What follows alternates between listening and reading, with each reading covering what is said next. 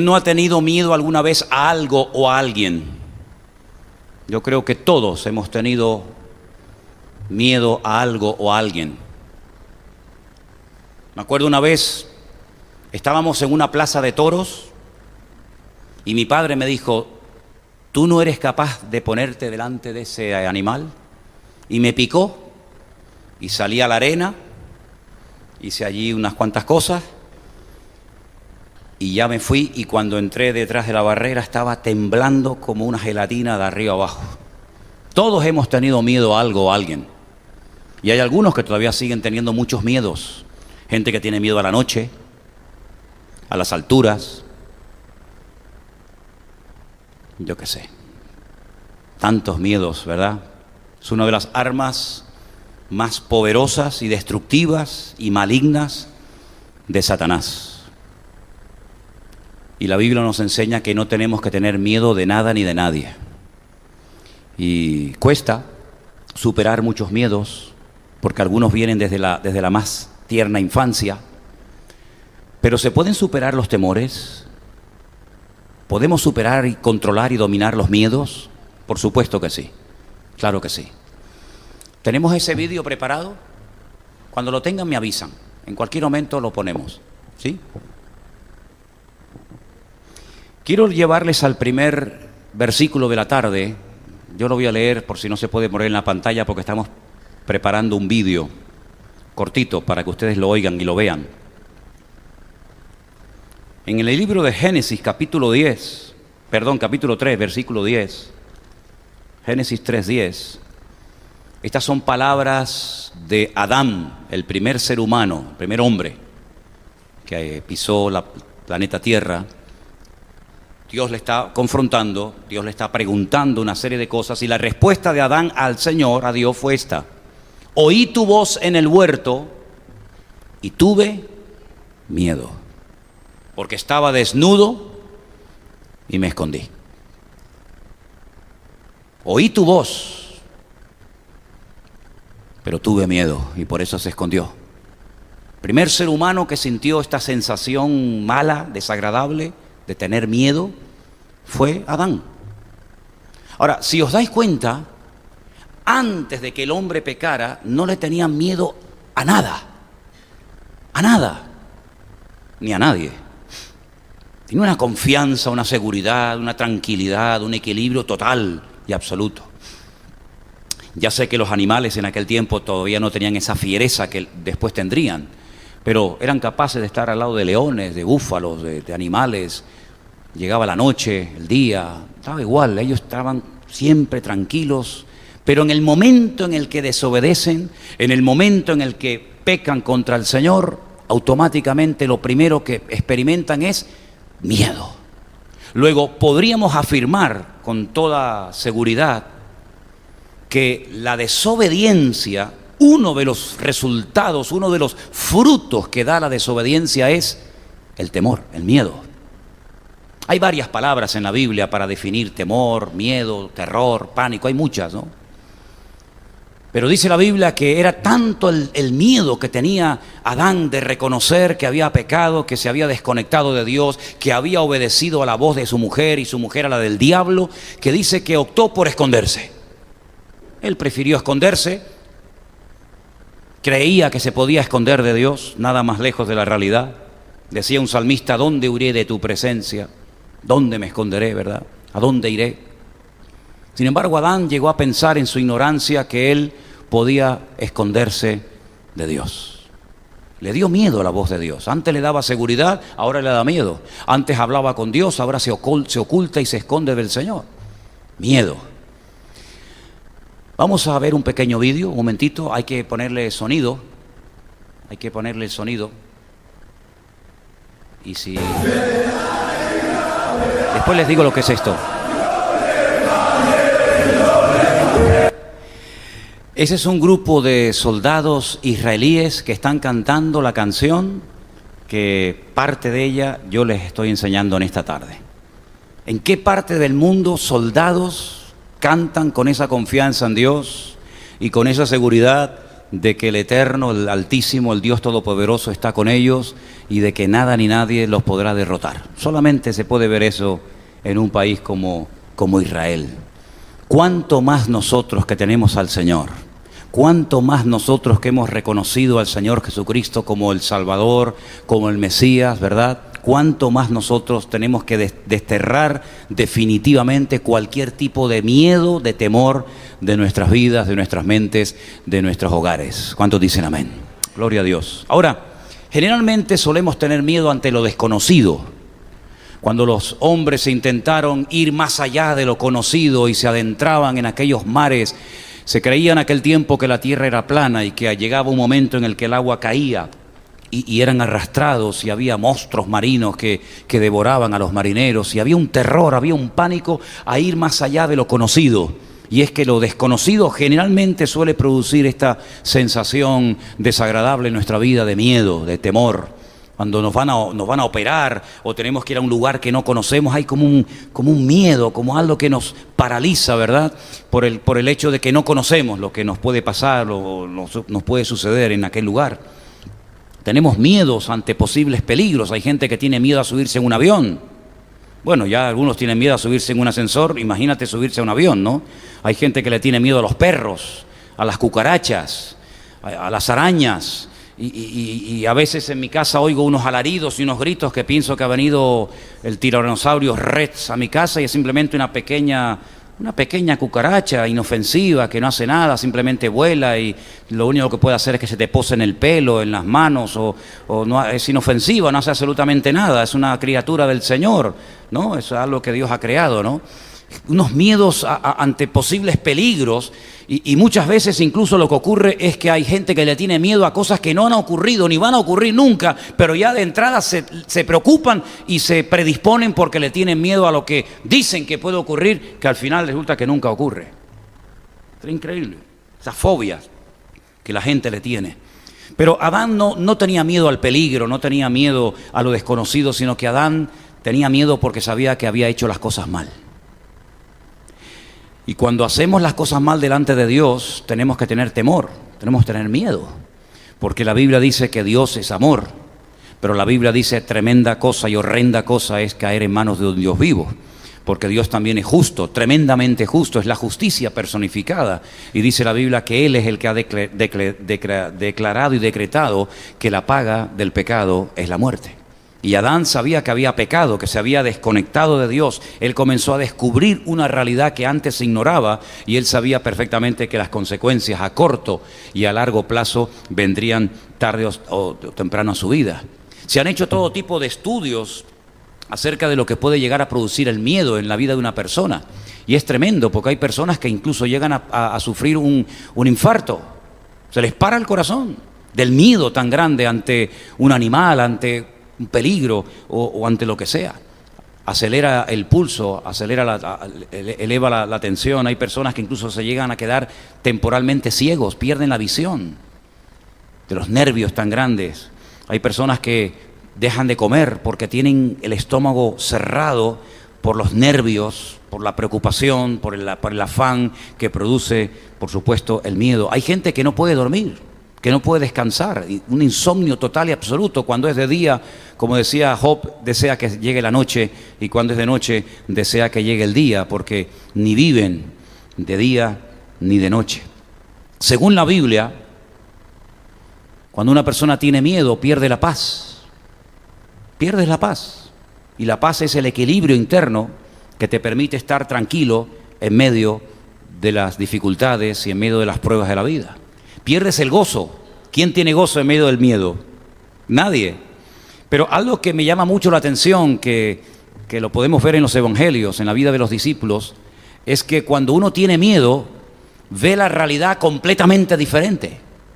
Como que se nubla la vista, se distorsiona el alma y el espíritu y comienzas a decir tonterías. Saben que en la Biblia hay varios momentos en los que el Señor calma la tempestad. Hay un momento en el que calma la tempestad cuando Él está dentro de la barca con sus discípulos, ¿se acuerdan? Y hay otro momento en el que Él calma la tempestad cuando viene caminando por encima de las aguas. Pues la Biblia nos enseña que les falló la fe. Y es que el miedo se apodera de la vida de la persona cuando mengua la fe. Porque el mejor antídoto para poder superar cualquier temor es tener fe y confianza en el Señor. El Señor, cuando calma la tempestad, le dice: ¿por qué teméis, hombres de poca fe? No es que habían perdido la fe, es que la que tenían no era suficiente para poder afrontar aquella situación terrible por la cual estaban pasando. Yo siempre he dicho que hay una fe que nos ayuda al diario vivir, a las cosas cotidianas de la vida, pero hay ciertas y determinadas pruebas o dificultades que con la fe que tienes tal vez no das la talla, y hay que elevar, hay que incrementar el nivel de fe para que la fe no te falle en el momento en el que más la necesitas. Es interesante notar que cuando ellos están solos en la barca, este es otro momento, dice que están en medio de una tempestad y dice que ven venir al Señor, pero ellos dicen que lo confundieron con un fantasma. ¿Cómo pudieron confundir la silueta del Señor con la de un fantasma? Es que eso es lo que produce el terror, el miedo. La falta de confianza, la falta de fe en el Señor te hace ver cosas que no existen. Pero tú crees que existen, y el Señor no era ningún fantasma, sino más bien todo lo contrario. Te distorsiona la visión espiritual. Y todo esto lo sintió Adán y también Eva, simplemente, subrayo simplemente, porque desobedecieron y pecaron contra el Señor. ¿Te das cuenta las consecuencias, el fruto, los frutos, mejor dicho, que puede producir la desobediencia en la vida de una persona? ¿Qué necesidad tiene una persona de perder el sueño, de no ser feliz, de estar inquieto, de estar preocupado, de estar angustiado? ¿Qué necesidad tienes? Ninguna. Pero cuando le damos lugar al temor es porque probablemente nuestra relación con el Señor no está en sus mejores momentos. Porque cuando estamos bien conectados con el Señor, podemos decir como aquel salmista que sabía lo que era ser perseguido, sabía lo que era ser criticado, sabía lo que era ser asediado. Él decía: aunque un ejército acampe contra mí, no temerá mi corazón, porque el Señor es mi luz y mi salvación. Y él podía decir: y caerán por un lado miles y por otro lado otros tantos, pero sin embargo a mí no llegará, por cuanto yo he puesto mi confianza y mi mirada en el Señor. ¿Te das cuenta cómo se habla diferente, cómo se ora diferente, cómo se piensa diferente, cómo se vive diferente cuando una persona tiene su confianza y su mirada puesta en el Señor, y cuando la aparta del Señor, que nos podemos llegar a hundir en un mar que lo puedes convertir como plataforma para ver la gloria del Señor y caminar por encima de Él? Ese mar que puede ser tu base, al final se convierte en tu tumba. Todo simplemente por haberle dado lugar al temor. Grandes hombres de Dios, grandes personajes de la Biblia, les lanzó el dardo de fuego, el maligno del temor. Estaba leyendo hoy precisamente la historia de un gran hombre de Dios, un hombre que todos conocemos su historia, la famosa historia de Jacob. ¿Quién no conoce la historia de Jacob? Prácticamente la Biblia nos está hablando de Jacob desde el vientre de su madre. Aún no ha nacido Jacob y ya sabemos cómo es. Sabemos que peleaban los hermanos, ¿verdad? Esaú, Jacob, en el vientre de su madre. Sabemos lo que iba a hacer de su vida. Sí, tenemos mucha información acerca de Jacob. Su nacimiento, su vida en el destierro, su relación con sus padres, su relación con su hermano, su relación con sus hijos. Hasta su muerte la registra la Biblia. Sí, hay mucha información sobre este personaje. Pero hay un momento en el que dice la Biblia que él tuvo que huir. Casi más de 20 años se tuvo que ir de la casa de sus padres porque, bueno, su hermano Esaú lo quería matar.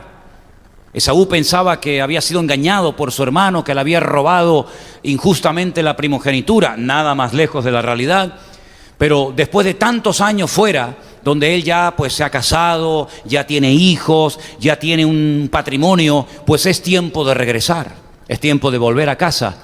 Pero él tiene miedo, porque él conoce a su hermano. Él sabe que su hermano no es una persona delicada, una persona amable, es una persona, digamos, más bien de un carácter fuerte, una persona que es muy difícil llevarse bien con ella, una persona agresiva, violenta, una persona que tal vez en español, en castellano, en la Biblia no se aprecia bien, pero cuando lees la Biblia en el texto hebreo y ves cómo habla Esaú y ves cómo habla Jacob, un abismo entre uno y otro. El otro habla con palabrotas, el otro habla de una forma bruta, vasta, vulgar. Sin embargo, Jacob es más refinado, es una persona que a pesar de su carácter se ha dejado tratar por el Señor, y ahora él tiene que volver y sabe que uno de los problemas con los que se va a enfrentar es el encuentro con su hermano Esaú. Y fíjate el miedo que tiene este hombre, que hace una cosa tremenda.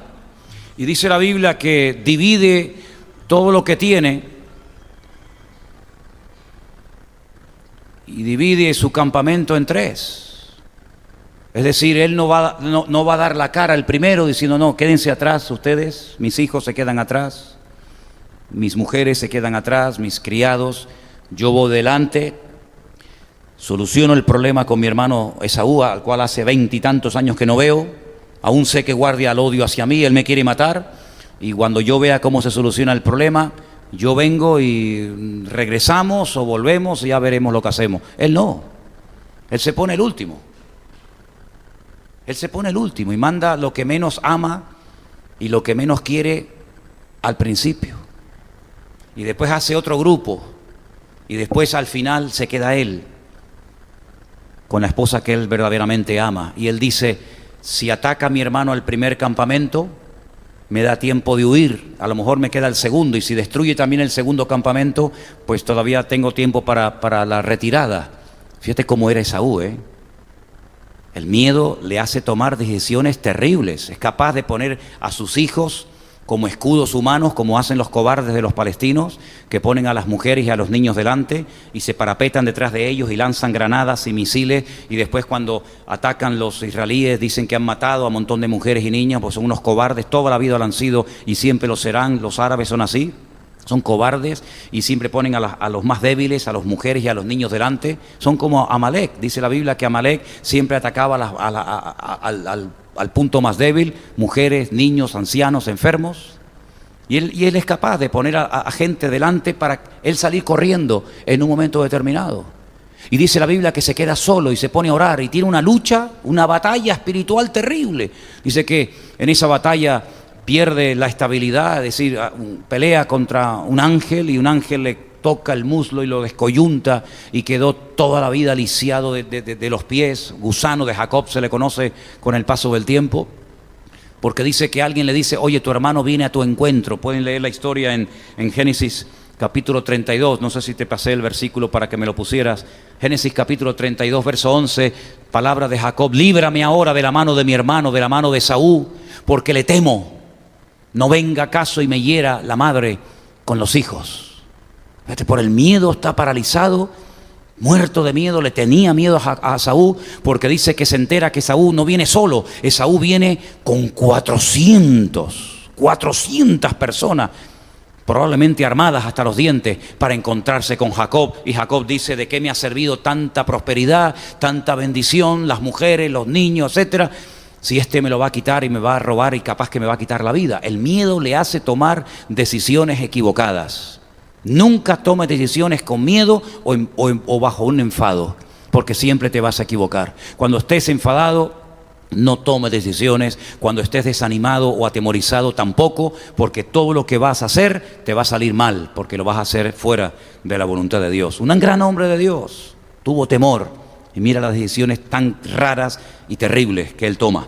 Pero dice la Biblia, también lo leía hoy en el libro del Génesis, capítulo 19, que Lot, el gran justo, el que vivía en aquellas ciudades tan corruptas como Sodoma y Gomorra, dice que tuvo miedo. Y uno dice, ¿miedo de qué?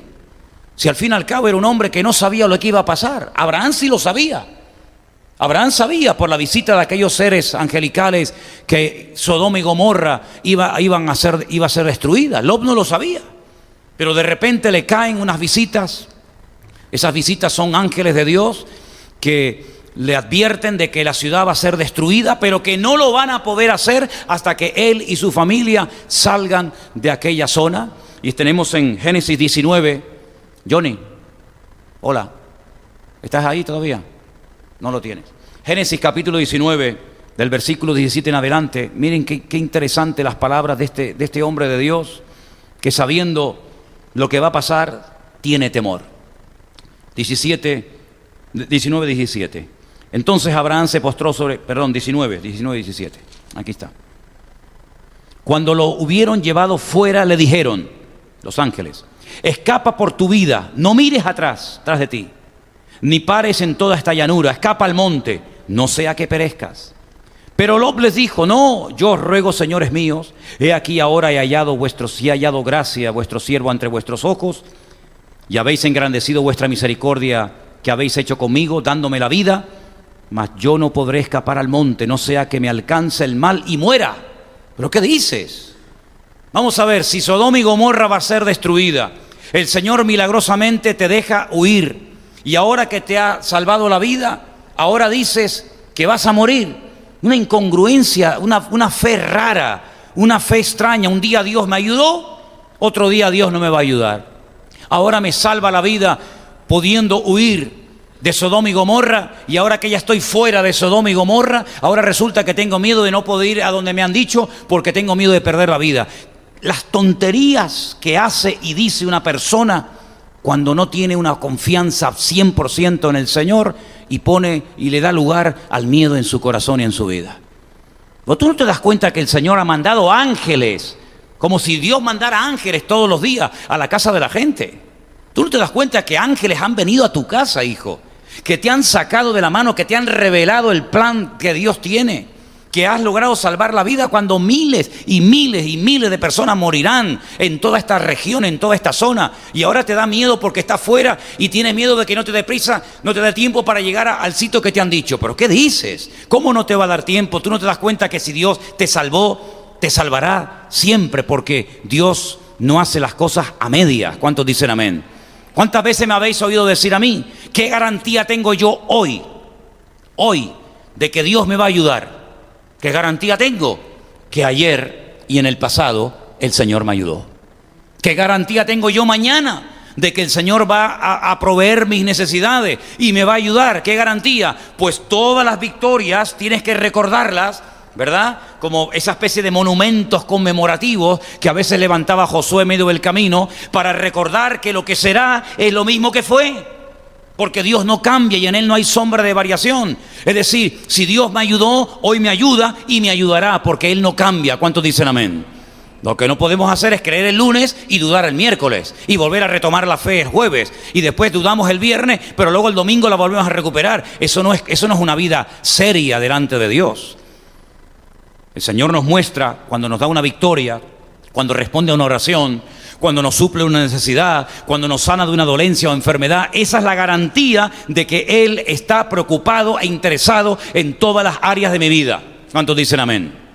No olvidemos esto. Si Dios te sacó de Sodoma y Gomorra, tú no vas a morir por el camino. Miren, ¿saben el ejemplo cuando el apóstol Pablo recibe la orden de ir a Roma a testificar del Señor? ¿Conocen esa historia? Él dice: el Señor me dijo que tengo que ir a Roma a predicar. ¿Vale? Tengo que ir a Roma a predicar. ¿Quién se lo dice? El Señor. Se monta en un barco y en medio de la navegación el barco se hunde. ¿Murió Pablo? No. Llega a la isla de Malta, calado de agua hasta los huesos. Intenta recoger unas ramas para encender un fuego. Una víbora le pica y la gente piensa que en minutos va a morir. ¿Murió? No, se hundió el barco, le picó una víbora. Pero Pablo llegó o no llegó a Roma y predicó el Evangelio. Pues ya está. No importa lo que pase por el camino, no importa lo que ocurra por el camino. Si el Señor te ha dado una orden, el Señor te va a guardar la salida y la entrada desde ahora y para siempre. Esa es la garantía que tenemos, esa es la confianza que tenemos, que el Señor nunca se va a contradecir. El Señor, cuando me manda a un lugar, es porque Él en ese lugar va a estar conmigo en mi ida y en mi regreso. Tenemos el ejemplo de los discípulos, como os dije al principio, personas que vieron al Señor, que escucharon al Señor, que vivieron muy cerca de Él más que nadie, pero sin embargo lo confunden con un fantasma. Temen morir en medio de una tormenta cuando ellos conocen las profecías y saben que el Mesías no puede morir ahogado en una tempestad en el mar de Galilea, pero les falla la fe. Creo que cuando falla la fe, se levanta el enemigo en forma de temor. Y cuando el enemigo o el temor no aparece, es porque nuestra fe está en óptimas condiciones y estamos haciendo las cosas como el Señor manda. Así que esto es una especie de baremo, una especie de indicativo que me muestra a mí ¿Cómo está mi fe en este momento? Si estás lleno de miedos, lleno de temores, con ansiedad, con preocupación, con nervios en el estómago, que no duermo, que estoy fatal, que no sé qué, hijo, tu fe no puede estar en una condición buena, porque si eso es lo que le pasa a una persona por tener su confianza plenamente en el Señor, ¿qué no le pasará a una persona por dudar y desconfiar de la palabra de Dios? ¿Saben que cuando vamos al médico, el médico nos oye, el médico nos examina y al final, bueno, ya hoy en día el médico prácticamente ni te mira la cara, sino ya con un ordenador delante, ya es todo lo que hace? Yo la última vez que fui al médico ni me miró. Todo el rato, y no sé qué, y no sé cuánto, y cómo se siente, y no sé, hace así, le da la tecla, la impresora, y me lo da el siguiente. Pero el Señor, que sabe cuáles son nuestras limitaciones humanas, y nuestros temores, y nuestras preocupaciones, nos da en su palabra recetas extraordinarias para poder superar cualquier temor de índole física, espiritual, económica, familiar, mental, psicológica, o de la que tú me digas. Y yo voy a pedirles en esta tarde a ustedes, los que han traído Biblia, lógicamente, que me ayuden a leer las recetas que yo les voy a dar, que el Señor nos da y que las vamos a encontrar en su palabra. Y os voy a pedir que hagáis esto. Yo estoy seguro que todos no lo van a hacer, ya os conozco, lo tengo más claro que el agua. Pero los que quieran obedecer lo que voy a pedirles y los que quieran hacerlo, por favor les pido que lo hagan durante una semana todos los días.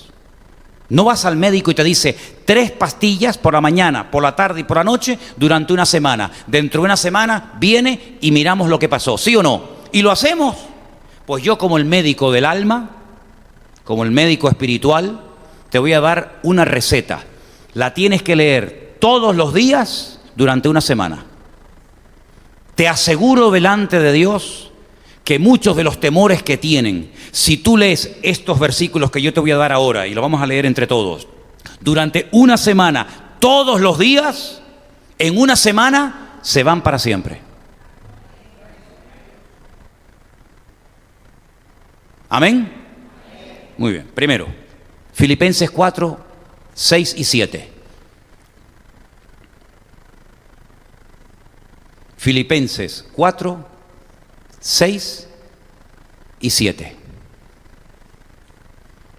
Todos estos versículos tenemos que leerlos aquí, porque si no los leemos aquí, no quedan grabados para que la gente después los pueda escuchar y los pueda ver en sus respectivos hogares. Yurkiel, ¿tienes esos versículos? ¿Quién tiene esos versículos? ¿Carelli? No, yo no quiero móviles aquí arriba, yo quiero Biblias.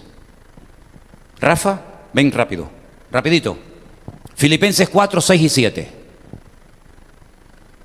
Primera receta, primer medicamento. Léelo. Por nada estéis afanosos, sino sean conocidas vuestras peticiones delante de Dios en toda oración y ruego, con acción de gracia. Y la paz de Dios, que sobrepasa todo entendimiento, guardará vuestros corazones y vuestros pensamientos en Cristo Jesús. Amén. Ese versículo se lo van a leer todos los días durante una semana.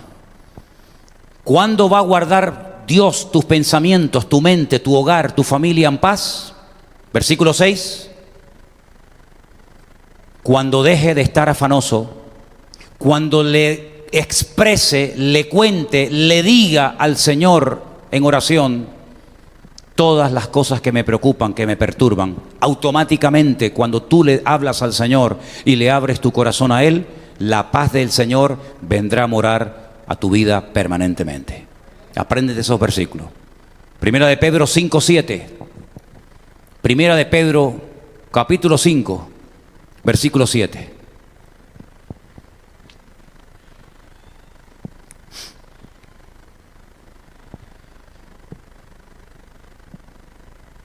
¿Lo tienes? Vente, Beatriz, rápido. Rapidito, Primera de Pedro, capítulo 5, versículo 7. ¿Qué dice? Echando toda vuestra ansiedad sobre Él, porque Él tiene cuidado de vosotros. Amén, gloria a Dios. Echando vuestra ansiedad ¿sobre quién? Sobre Él, sobre el Señor, porque Él es el que cuida de vosotros. Versículo extraordinario. Así que tenemos Filipenses 4, 6 y 7, Primera de Pedro 5, 7, Isaías, precioso este versículo, Isaías 26, versículo 3 y 4. 26, versículo 3 y 4. ¿Quién tiene Biblia ahí y tiene el versículo? Alguien que tenga la Biblia. Yurkiel, rápido. Vamos. Léeme este versículo aquí. Precioso versículo, escúchenlo. 26, 3 y 4. 26, 3 y 4.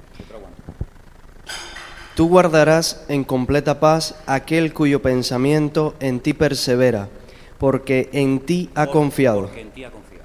Porque en ti ha confiado, perdón. Confiad en Dios perpetuamente, porque en Dios el Señor está la fortaleza de los siglos. Amén. ¿Qué dice el Señor que hará? Guardar nuestros pensamientos en paz, por cuanto en Él hemos confiado. ¿Qué te parece? ¿Son bonitos estos versículos o no? Bien. Escuchen este es tremendo. Salmo 55, versículo 22. Salmo 55, versículo 22. Geray, ¿lo tienes? Rápido, vente para acá. Y el último que vamos a leer será Proverbios 1:33. Pero vamos a escuchar este salmo. Echa sobre el Señor tu carga, y Él te sustentará. No dejará para siempre caído al justo. Amén. ¿Sobre quién tenemos que echar nuestra ansiedad y nuestra carga? Nuestras preocupaciones. Sobre el Señor. Él nos sustentará, Él nos cuidará y no dejará caído para siempre al justo. Y el último versículo que leíamos hace poco en uno de los mensajes que di un domingo a la tarde, para mí una de las promesas más bonitas que he leído en las últimas semanas, Proverbios capítulo 1, verso 33, os lo leo. Mas el que me oyere habitará confiadamente, vivirá tranquilo, sin temor del mal. Quiero que lo leamos juntos, por favor, este versículo es tremendo. Mas el que me oyere habitará confiadamente, vivirá tranquilo, sin temor del mal. ¿Qué te parece? Proverbios capítulo 1, versículo 33. ¿Saben cuál es el gran problema de muchos creyentes? Que tienen su mente dividida. Y permítame recordarles la lectura que se leyó al principio de Mateo capítulo 6, cuando Jesús decía, ¿os acordáis? No os afanéis por el día de mañana, ni estéis preguntando continuamente qué comeremos, qué vestiremos. ¿Se acuerdan la lectura? Bueno, estudiando ese pasaje, aparecen palabras muy interesantes donde el Señor Jesucristo hace referencia a mentes divididas. Es decir, por una parte creo y por otra parte dudo. Por una parte acepto lo que dice la palabra de Dios y lo leo y me lo aprendo de memoria si hace falta, pero por otra parte no termino de creer, de interiorizar esta verdad en mi vida. Y eso es lo que envenena la fe. Tú no puedes comprarte una tarta maravillosa y ponerle un poquito de veneno dentro, porque la estropeas toda. La estropeas totalmente. Y lo que tú no puedes hacer es vivir una vida de fe y de duda al mismo tiempo. No puedes tener tu corazón dividido. Esa bienaventuranza tan conocida que dice, bienaventurados los de limpio corazón. ¿Qué significa? ¿Qué significa tener el corazón limpio? ¿Significa simplemente no tener pecados o nada que me acuse o me separe del Señor porque el Señor ya me ha perdonado los pecados? También. Pero limpio corazón significa realmente que no tienen el corazón dividido. Y hay mucha gente que tiene el corazón, la mente, el alma, su vida dividida. Una parte de Dios y una parte del mundo. Una parte de fe y una parte de incredulidad. Es como si quisieran vivir dos vidas al mismo tiempo. Es como si fueran bipolares. Lo llaman así, ¿no? Esquizofrénicos. Parecen dos personas en una. Y el creyente no puede parecer dos personas en una. No puedes parecer durante el día como un incrédulo. Hablas como un incrédulo, te comportas como un incrédulo, piensas y actúas como un inconverso, pero luego como que te transformas, ¿no? Como que te pones otro uniforme, otro disfraz, otra capa, y vienes a la iglesia y hablas como creyente, cantas como un creyente. No puedes llevar más tiempo esa vida. porque te vas a enfermar mental y espiritualmente. Yo leí no hace mucho tiempo, y esto no lo leí de un creyente, sino de doctores, de científicos, que decían que cuando una persona cree en algo, vamos a poner en Dios, creemos en Dios, creemos en su palabra, creemos en el poder de sus promesas, amén, pero hablamos contrariamente a lo que creemos, nuestro cerebro se enferma. Está demostrado científicamente que una persona que cree en algo, pero no habla conforme a su creencia, como que confunde el cerebro, que le estás mandando una información a tu cerebro, que tu cerebro como que da chispas. Dice, pero si tú dices que crees en Dios, si aquí tengo en el disco duro que crees en Dios, y ahora me mandas un mensaje que dice, Dios no me está ayudando, todo me sale mal, Dios no está conmigo, el gigante es demasiado grande, me siento sola, nadie me entiende y todo me va a ir mal. El cerebro como que se embota, el cerebro como que dice, basta, decídete, céntrate, ¿crees o no crees? El apóstol Pablo relaciona la inmadurez espiritual con el vocabulario. Lo vimos el domingo. Cuando yo era niño, hablaba como un niño, mas cuando ya fui hombre, dejé lo que era de niño. Es decir, si eres creyente, habla como creyente, vive como creyente, actúa como creyente, y no mezcles, porque entonces te estás enfermando, y por eso hay tanta gente enferma, más de la que nos podemos imaginar. Gente que en la iglesia se sienten bien, están tranquilos, no hay líos, no hay problemas, no hay follones, no hay historias, pero que luego no son capaces de mantener esta victoria en sus casas, en su familia, cuando están con inconversos o cuando están solos. Y es una desgracia, créame, es una desgracia el no saber mantener la bendición. Mira, hoy a la mañana temprano me fui con la bicicleta a hacer un poco de ejercicio y conseguí en el rastro una botella de esas que llevan los ciclistas, que tiene un taponcito así que lo levantas y bebes, ¿sabes? Esas de plástico, y la llené de agua, porque claro, irme hasta donde me voy y vengo, que puedo retorcer la camisa. Y cuando fui a beber agua, la botella estaba rajada, y cuando bebí se me cayó todo el agua, porque estaba yo no lo sabía, estaba toda la botella rajada, y más que beber me duché. Esa botella no me sirve para nada, porque no retiene el agua. ¿Y para qué la quiero? ¿No le decía el Señor al pueblo de Israel, sois como cisternas rotas, que no son capaces de retener el agua? Yo he visto las cisternas en Israel. Es un trabajo tremendo el hacerla. Hay que picar y picar y picar, a veces durante años, la roca, y luego la forraban por dentro para que no se filtrara el agua. Pero si se quiebran, si se rajan, no retiene el agua, y entonces ¿para qué la queremos? Tu vida no puede ser una cisterna rajada, donde estás 15 días bien y a la tercera semana otra vez otro leñazo, otra caída, otro error, otra metedura de pata, y otra vez se fue la bendición, otra vez a empezar de cero. Y tenemos que no seguir echando agua, porque como os dije, mi coche estaba perdiendo aceite. Ya me llamó hoy el mecánico y ya mañana lo puedo ir a buscar. Mañana me dará el susto de cuánto me va a cobrar. Pero ¿sabe lo que él me dijo? Si cada vez que tienes que salir a la carretera con el coche le tienes que echar 1 litro de aceite, al final te vas a gastar más aceite que gasolina. ¿Y sabes por qué opté? Por pararlo. Y hay creyentes que, Señor, dame, Señor, bendíceme, Señor, y el Señor te da, pero llega un momento en el que tenés que parar y ser honesto y preguntarte, ¿por qué Dios me ha dado tanto? Y he oído tantos estudios bíblicos y tantos testimonios y tanta palabra y tantas predicaciones, y he ido a retiros, he ido a campamentos, he ido por aquí, he ido por allá, y resulta que después de años estoy igual o peor. No es por culpa del que te dio palabra envenenada o palabra incorrecta o palabra poco sabia, no. El problema no está, como vemos en la parábola del sembrador, en la semilla. La semilla donde la pongas crece, pero el problema es que el terreno no era el adecuado. Y muchas veces lo que tenemos es que pararnos y en vez de decir, Señor, dame más y bendíceme y ayúdame, lo que tienes que preguntarte es, ¿por qué lo que el Señor te dio el año pasado no te ha durado un año? Porque muchos de nosotros tenemos en casa y usamos todavía cosas que tienen años. Yo tengo pantalones, camisas, zapatos que llevan conmigo años. No es que tengo que cambiar todas las semanas el vestuario, sino hay cosas que si las cuidas, te pueden durar años. ¿Cuánto duran nuestros coches? ¿Cuánto duran nuestras casas? ¿Cuánto dura nuestra ropa? ¿Cuánto duran muchas de las cosas que tenemos? Años, años. Pero qué poco duran las cosas que no se cuidan, ¿verdad?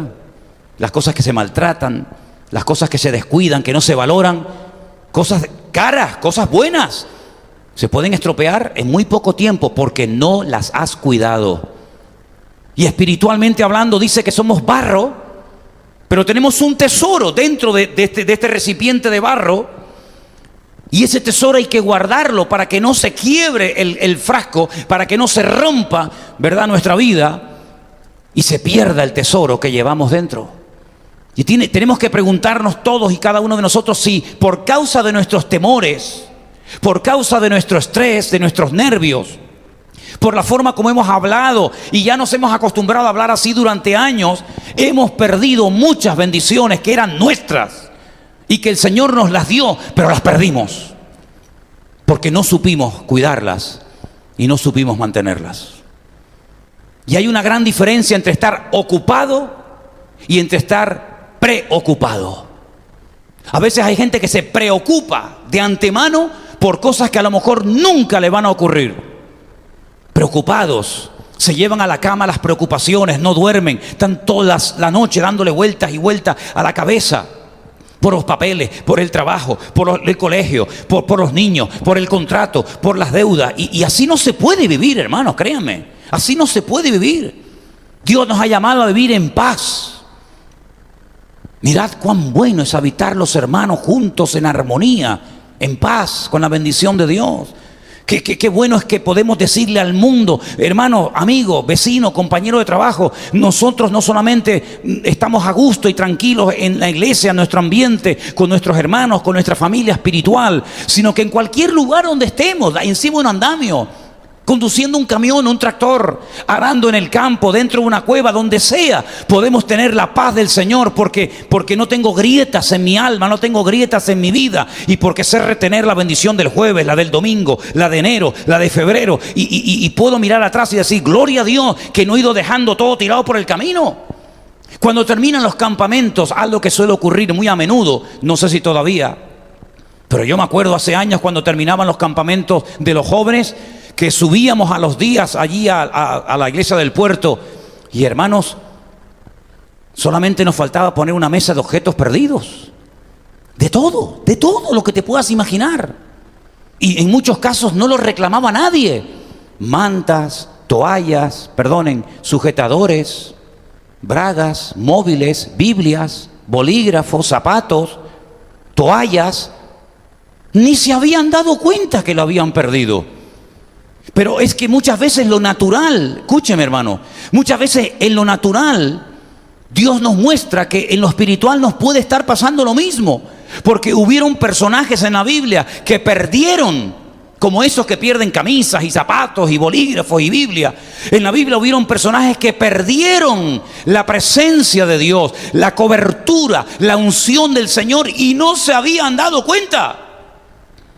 Porque cuando pierdes algo y al momento te das cuenta, recapacitas y dices, ay, las llaves.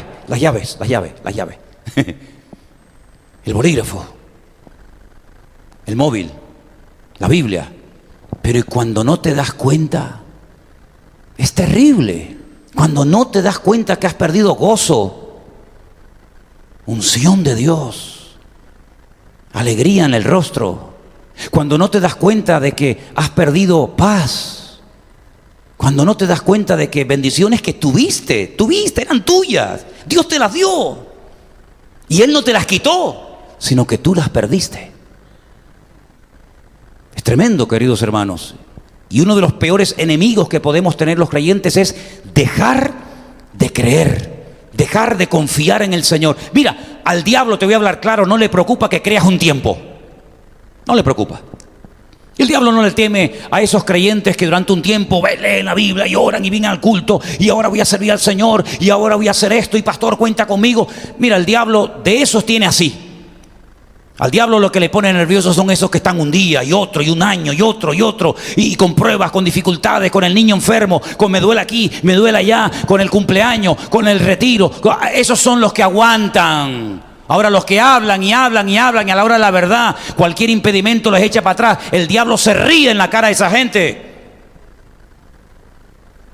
Pero aunque estemos apaleados, ahí estamos. Y entristecidos, ahí estamos. Y con dolor de cabeza, ahí estamos. Y sin un duro, ahí estamos. Y con coche, ahí estamos. Y caminando, ahí estamos. A esos son los que le teme el diablo. Y quiero terminar poniéndote un ejemplo muy bíblico y muy conocido para que veas lo que te estoy diciendo. En el Evangelio según San Lucas, capítulo 8, y voy a leerlo directamente de la Biblia, para no omitir ni una sola palabra, porque es una historia impresionante. ¿Alguno tiene que salir? ¿Tiene alguna prisa? ¿Tiene que marcharse? Con toda libertad, ¿eh? Yo es que hasta que no termine no voy a parar. Lucas 8:40. Mire qué historia tan interesante. Cuando volvió Jesús, le recibió la multitud con gozo, porque todos le esperaban. Entonces vino un varón llamado Jairo, que era el principal de la sinagoga. Ojo, esta gente echaba a los judíos que creían en Cristo de la sinagoga. Y ahora mira quién viene. El principal de la sinagoga, el encargado de la sinagoga, que se llama Jairo. Se postra ante Jesús. ¡Wow! Este está desesperado, ¿eh? Este está mal. Viene, se postra, le ruega que entre en su casa. Uy, aquí hay un problema gordo, porque si no, este ni viene, ni se postra, ni lo invita a la casa. Algo grave le tiene que estar pasando a Jairo para que este hombre tome esta determinación delante de todo el mundo. No le importa que lo cuestionen o lo critiquen o lo expulsen del ministerio. Algo grave tiene que estar pasando en la vida de Jairo. Versículo 42 lo dice. Porque tenía una única hija, como de 12 años, que se estaba muriendo. Amigo. Y mientras iba, la multitud le oprimía. Es decir, se está muriendo y va corriendo a Cristo. ¿Por qué tenemos que esperar a que se mueran y perdamos muchas cosas de nuestra vida para ir a buscar al Señor? ¿Por qué? ¿No será mejor ir al principio, que cuando ya estamos con la soga al cuello y el niño se está muriendo, ir corriendo al Señor? Bueno, por lo menos fue, ¿no? Gloria a Dios. Pero una mujer que padecía de flujo de sangre desde hacía 12 años, el mismo tiempo que tenía la niña, y que había gastado en médicos todo cuanto tenía y por ninguno había podido ser curada, se le acercó por detrás y le tocó el borde de su manto, y al instante se detuvo el flujo de su sangre. Son como 2 milagros en la misma historia, ¿no? En el mismo pasaje. Entonces Jesús dijo: ¿quién me ha tocado? Negando todos, dijo Pedro a los que con él estaban: Maestro, la multitud te aprieta y te oprime y dices: ¿quién me ha tocado? Pero Jesús dijo: alguien me ha tocado, porque yo he conocido que ha salido poder de mí. Aleluya. Entonces, cuando la mujer vio que no había quedado oculta, vino temblando y postrándose a sus pies, le declaró delante de todo el pueblo por qué causa le había tocado y cómo al instante había sido sanada. Y él le dijo: hija, tu fe te ha salvado, ve en paz. Pero en este tiempo, en este transcurrir, en este me toca, no me tocó, quién fue, quién no fue, algo pasó. Y ahí le llega una noticia triste a Jairo. Versículo 49. Estaba aún hablando cuando vino uno de la casa del principal de la sinagoga a decirle: tu hija ha muerto. No molestes más al maestro. Se ve que estaba grave, ¿eh? Se ve que estaba grave, porque por mucho que tardara el Señor en ir a la casa de Jairo, si no está muy, muy, muy grave, la niña no tiene por qué morir tan rápidamente. Así que mira, tú viniste con buena intención, Tú te postraste ante el maestro, tú le pediste ayuda, él va a ir a la casa, pero despídete porque ya no hay nada que hacer, ya la niña se ha muerto. ¿Qué te parece? Oyendo Jesús le respondió, y esto es lo que yo te quería leer: no temas, cree solamente y será salva. ¿Cuántos dicen amén? Yo sé que te has llevado un golpetazo terrible. Si estabas hecho polvo porque la niña se estaba muriendo, ahora que te han dicho que ha muerto, tienes que estar como padre destruido. ¿Cómo estarías tú si tuvieras esta noche a una niña, una hija tuya, en el hospital y vienes a la iglesia a pedir oración para que oren por ella, y mientras estamos en el culto te llega un familiar y te dicen: la niña te acaba de morir? ¿Cómo te quedarías? ¿Fatal? Es que esto va de mal en peor. Claro, la mujer se fue alegre porque vino mal al Señor y se va sanada, pero es que este vino con un rayito de esperanza, y el mazazo, el golpetazo que ha recibido es terrible. Yo lo convencí, por fin logro hablar con él. Llegué hasta donde él estaba, con lo difícil que es hablar con el Señor, con lo imposible que es llegar hasta donde él. Lo convencí para que viniera a mi casa, y ahora que lo tenía a punto de caramelo, ahora que me iba a salir el trabajo que me habían prometido, ahora que me iba a salir todo redondo, ahora resulta que llega y me dice: no me caso contigo. Pero si ya repartimos las entradas, ¿cómo se dice? Las invitaciones. Ya repartimos las invitaciones. Ya me compré el traje de novia. Y ahora me dices que no te casas conmigo. ¿Cómo te quedarías? Compuesta y sin novio, ¿no? ¿Qué le dice el Señor? Mala suerte, Jairo. ¿No? Dirían, mala suerte. Por un número no te tocó el gordo. Era el 7 y tú tenías el 6. Por uno. Qué pena. En fin, ¿qué se va a hacer? Bueno, venga, hasta luego. Tranquilo, Jairo. No tengas miedo. Enseguida el miedo. Cuando viene una noticia desagradable, cuando viene algo que perdemos el control, ¿qué viene? El miedo. Pero ¿qué le dice el Señor? No temas, no tengas miedo. No tengas miedo. ¿Y qué hago? Sigue creyendo. Sigue creyendo, porque el creer mata al temor. ¿Cuántos dicen amén? Así que tú tranquilo, no importa lo que digan, no importa la noticia negativa. El que tiene fe en el Señor no tendrá miedo de malas noticias, dice la Biblia. Y entonces se produjo el milagro. Tienes una situación difícil, estás pasando por un momento de nerviosismo, de preocupación, de crisis, de ansiedad. ¿Qué te puedo decir yo? Lo mismo que el Señor le dijo a Jairo: no tengas miedo, cree, sigue creyendo, porque al que cree todo le es posible. ¿Cuántos dicen amén? Ponme esa frase que te di al principio, por favor. Vamos a ponernos todos de pie en esta noche, ¿sí?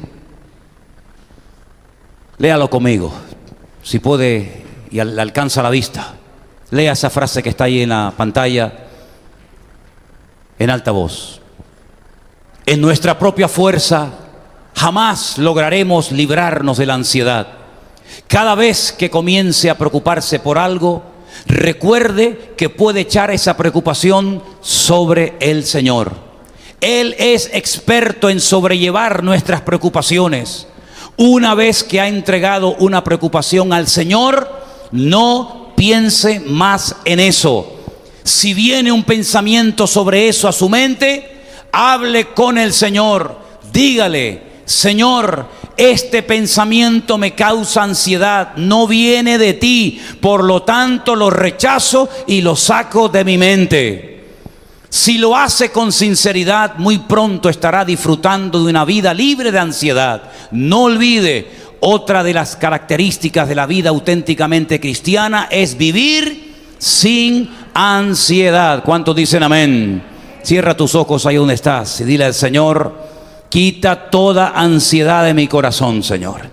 Quita toda ansiedad, todo miedo de mi vida, Dios mío. Y que yo pueda creer, confiar, agarrarme a las promesas del Señor cada día. No me preocupa lo que pasa en el mundo. No me preocupa ni me perturba lo que dice la noticia de la televisión. Mi confianza está puesta en un Dios vivo, en un Dios que ha vencido a la muerte. Y la Biblia dice que la victoria, nuestra victoria es nuestra fe, porque nuestra fe ha vencido al mundo. Aleluya. Y en esta tarde, Señor, pedimos que tú nos ayudes a seguir creyendo, a seguir confesando victoria, a seguir viviendo en victoria, porque tú eres nuestra victoria, Señor. Y a ti te daremos siempre la gloria y la honra en el precioso nombre de Jesús. Un fuerte aplauso a nuestro Dios. Aleluya. Diga conmigo, sigo creyendo en el Señor. Por escuchar palabra de Dios.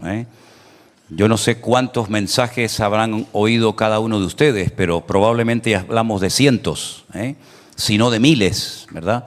Así es que no es por falta de palabras. Por ejemplo, hay un versículo en la Biblia, en el libro de Samuel, que dice que en su época, en su generación, escaseaba palabra de Dios. Y parece que hoy en día se están volviendo a repetir los tiempos de Samuel, ¿no? Donde escasea palabra de Dios. Hay mucho show, mucho espectáculo, mucha pedidera, mucha cosa, pero palabra de Dios lamentablemente escasea, ¿no? Por eso tienes que valorar el hecho de que tú tengas el privilegio prácticamente todos los días o frecuentemente de poder escuchar palabra de Dios, y eso te tiene que ayudar a tu crecimiento espiritual, a tu desarrollo como creyente, a tu fortaleza como persona. Tú no vas a ser mejor cristiano de lo que eres como persona. Es decir, tu personalidad, tu temperamento, tu forma de ser, lo vas a trasladar a tu vida cristiana. No puedes divorciar tu relación con Dios, tu vida cristiana, tu vida espiritual, con tu vida, digamos, natural. Tú eres como cristiana lo que tú eres como persona, ni más ni menos. Podemos fingir, ¿sí? Podemos aparentar, podemos disimular, pero tarde o temprano lo que tú eres como hombre, lo que tú eres como mujer, va a salir a la hora de hablar, de orar, de compartir la palabra, de tomar decisiones, de comprar, de vender, etcétera, etcétera. Por lo tanto, creo que también tenemos que enfatizar el hecho de crecer, de madurar como persona. Porque a veces hay un énfasis, y no digo que esté mal, que hay que crecer en la fe, hay que crecer en el conocimiento de la palabra, hay que pedirle a Dios sabiduría, hay que pedirle al Señor espiritualidad. Todo eso está muy bien, y está bien, ya digo. Pero, ¿y como personas? ¿Cómo maduramos como personas? ¿Cómo crecemos como personas? Porque repito, eso después lo vas a trasladar a tu vida cristiana. Tus complejos los vas a trasladar a tu vida cristiana. Complejos de inferioridad o de superioridad, cuidado, que los dos son tan reales y tan destructivos como la vida misma, ¿no? Así es que procura también dedicar tiempo a tu carácter, para que tu carácter sea tu aliado, tu amigo, tu compañero de viajes y no tu enemigo, ¿verdad? Y al final tú eres un esclavo de ti misma o de ti mismo, en vez de estar al servicio, tu carácter de ti, al final tú estás al servicio de él, ¿no? Y eso siempre juega una mala pasada. Hemos estado visitando, como dije en la última ocasión, a los hermanos de Andorra, donde estuvimos con ellos. Fueron muy contentos de poder visitarles, de estar allí unos días con ellos. Estuvimos con los hermanos de Zaragoza, por cierto, un calor terrible, 46 grados nos tocó ese día cuando estuvimos allí. Tuvimos una reunión en una casa. Estuvimos con nuestros hermanos de Alicante, tanto en la iglesia como en la finca. Estamos teniendo reuniones en dos lugares, en nuestra iglesia, en un extremo de la provincia de Alicante, concretamente en la ciudad de Javia, y en el otro extremo, en la finca, en Novelda, también estamos llevando cultos todas las semanas, ¿vale? Nuestra intención, nuestro objetivo es, en un año, máximo un par de años, levantar otra iglesia en Novelda, Ya tenemos todo. Tenemos el equipo sonido, la carpa, tenemos toda la infraestructura. El viernes pasado hicimos un llamamiento para que todos los que quisieran venir, vinieran. Y tuvimos un grupo como de unas 70 personas. No es que siempre vayan a 70 personas, hay que ser honesto, ¿no? Pero tuvimos una buena respuesta. Y yo creo que trabajando allí se puede levantar una buena congregación. Por supuesto, ya me han oído decirlo en multitud de ocasiones, la gran necesidad que tiene ahora mismo nuestro ministerio, el Centro Evangélico Vida Nueva, es de obreros, pero obreros buenos, ¿eh? Hay obreros, pero a veces no son buenos. Estamos obreros buenos, gente consagrada, gente comprometida. Y una de las cosas que dije en esa reunión, que por cierto no quise hacerla en la carpa, sino la hicimos al aire libre, debajo de aquellos árboles, con aquel ambiente maravilloso, es que hay una cosa que a mí me viene sorprendiendo hace años. Por ejemplo, de los congresos que hemos hecho, que ya hemos hecho unos cuantos, de los campamentos que se han llevado a cabo, de los cultos, ¿cuánta gente ha salido de esos congresos, de esas actividades que se invierte tanto tiempo, tanto trabajo, tanto esfuerzo? ¿Cuántos de ese esfuerzo ha producido obreros? Algo tenemos que estar haciendo mal. Porque no es normal que pasen los años, que tengamos un montón de campamentos de jóvenes y ningún joven quiera servir a tiempo completo al Señor. Eso no es normal. O los campamentos son simplemente para jugar, para entretenernos, para conseguir el novio o la novia. Los congresos son simplemente para tener un tiempo de comunión entre nosotros, o también lo que queremos es que el Espíritu de Dios y la palabra de Dios toque los corazones y traiga genuinos llamamientos a la gente. Falta gente con llamamiento en la obra del Señor, y tal vez los que lo tienen les da vergüenza decirlos o no se están preparando adecuadamente.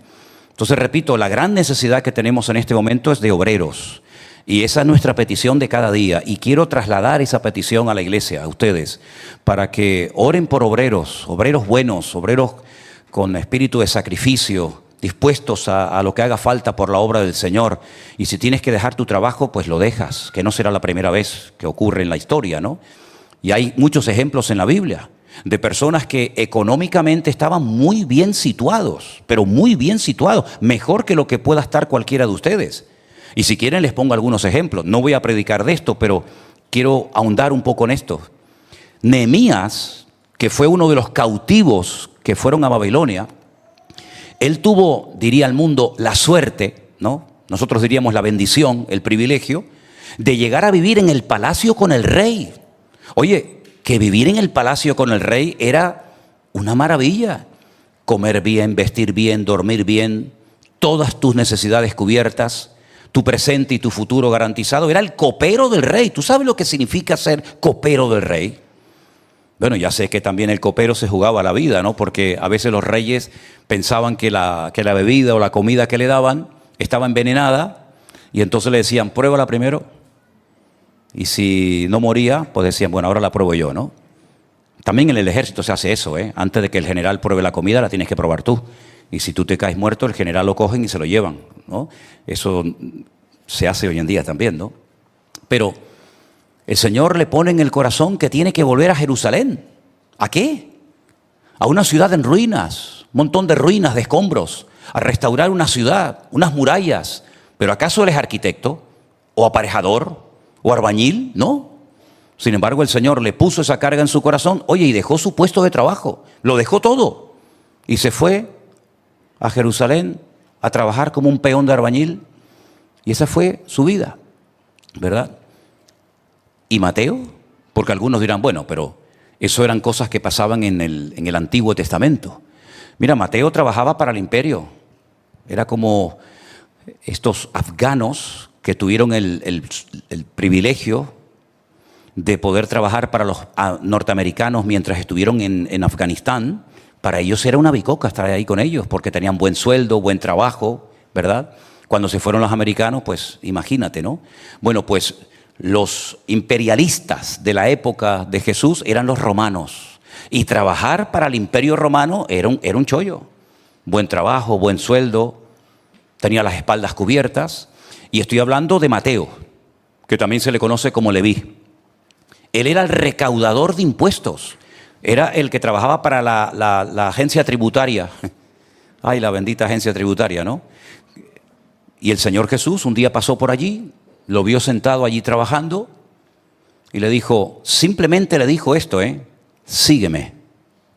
No le ofreció nada, no le ofreció un sueldo más grande, un trabajo más cómodo, sino simplemente le dijo, sígueme. Una palabra, y dice, levantándose, dejándolo todo, le siguió. ¿Pero a dónde vas? ¿Pero qué estás haciendo? ¿A dónde vas? ¿A dónde vas? Pues si este hombre no te va a ofrecer nada. Este hombre anoche durmió en una barca. Y nos hemos enterado que a veces duerme ahí en el monte con un grupo de hombres y mañana duerme en una playa, pero estás loco. Dejar tu estabilidad para esta aventura. Además, vete tú a saber si este es el verdadero Mesías o otro loco más. Pues dice la Biblia que levantándose, dejándolo todo, le siguió.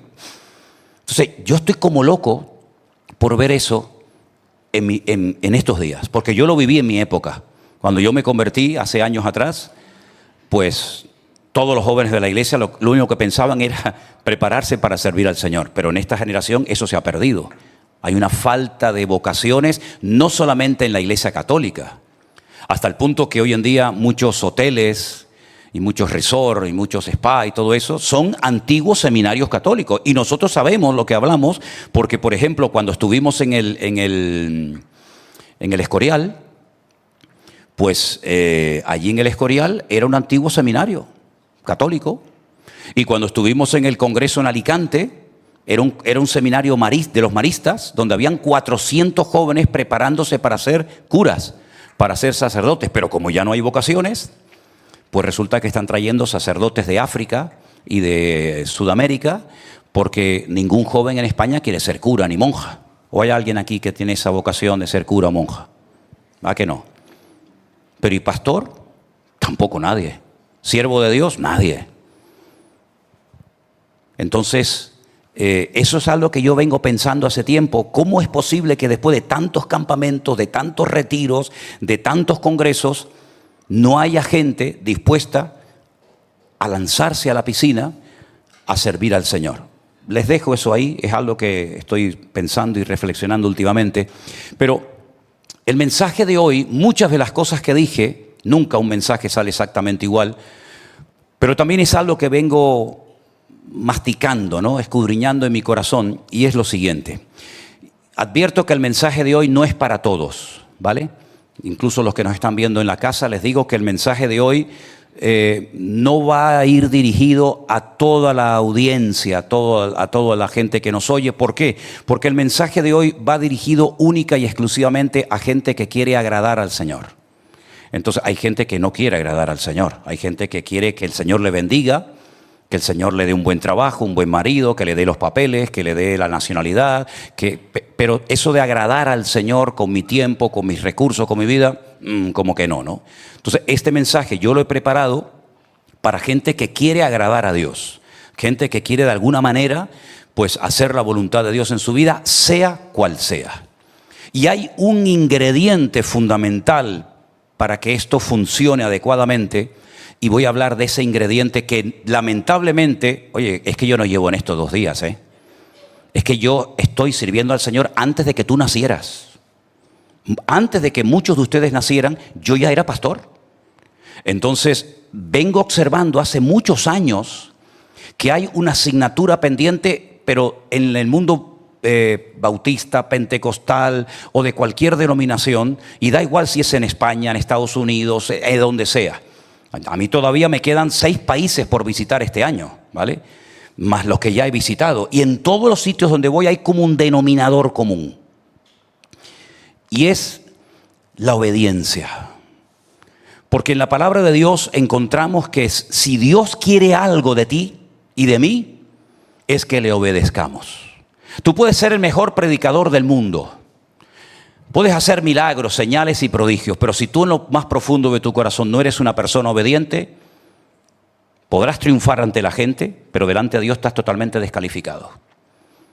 Y me baso, por ejemplo, en esas palabras del Señor Jesucristo, por cierto, durísimas,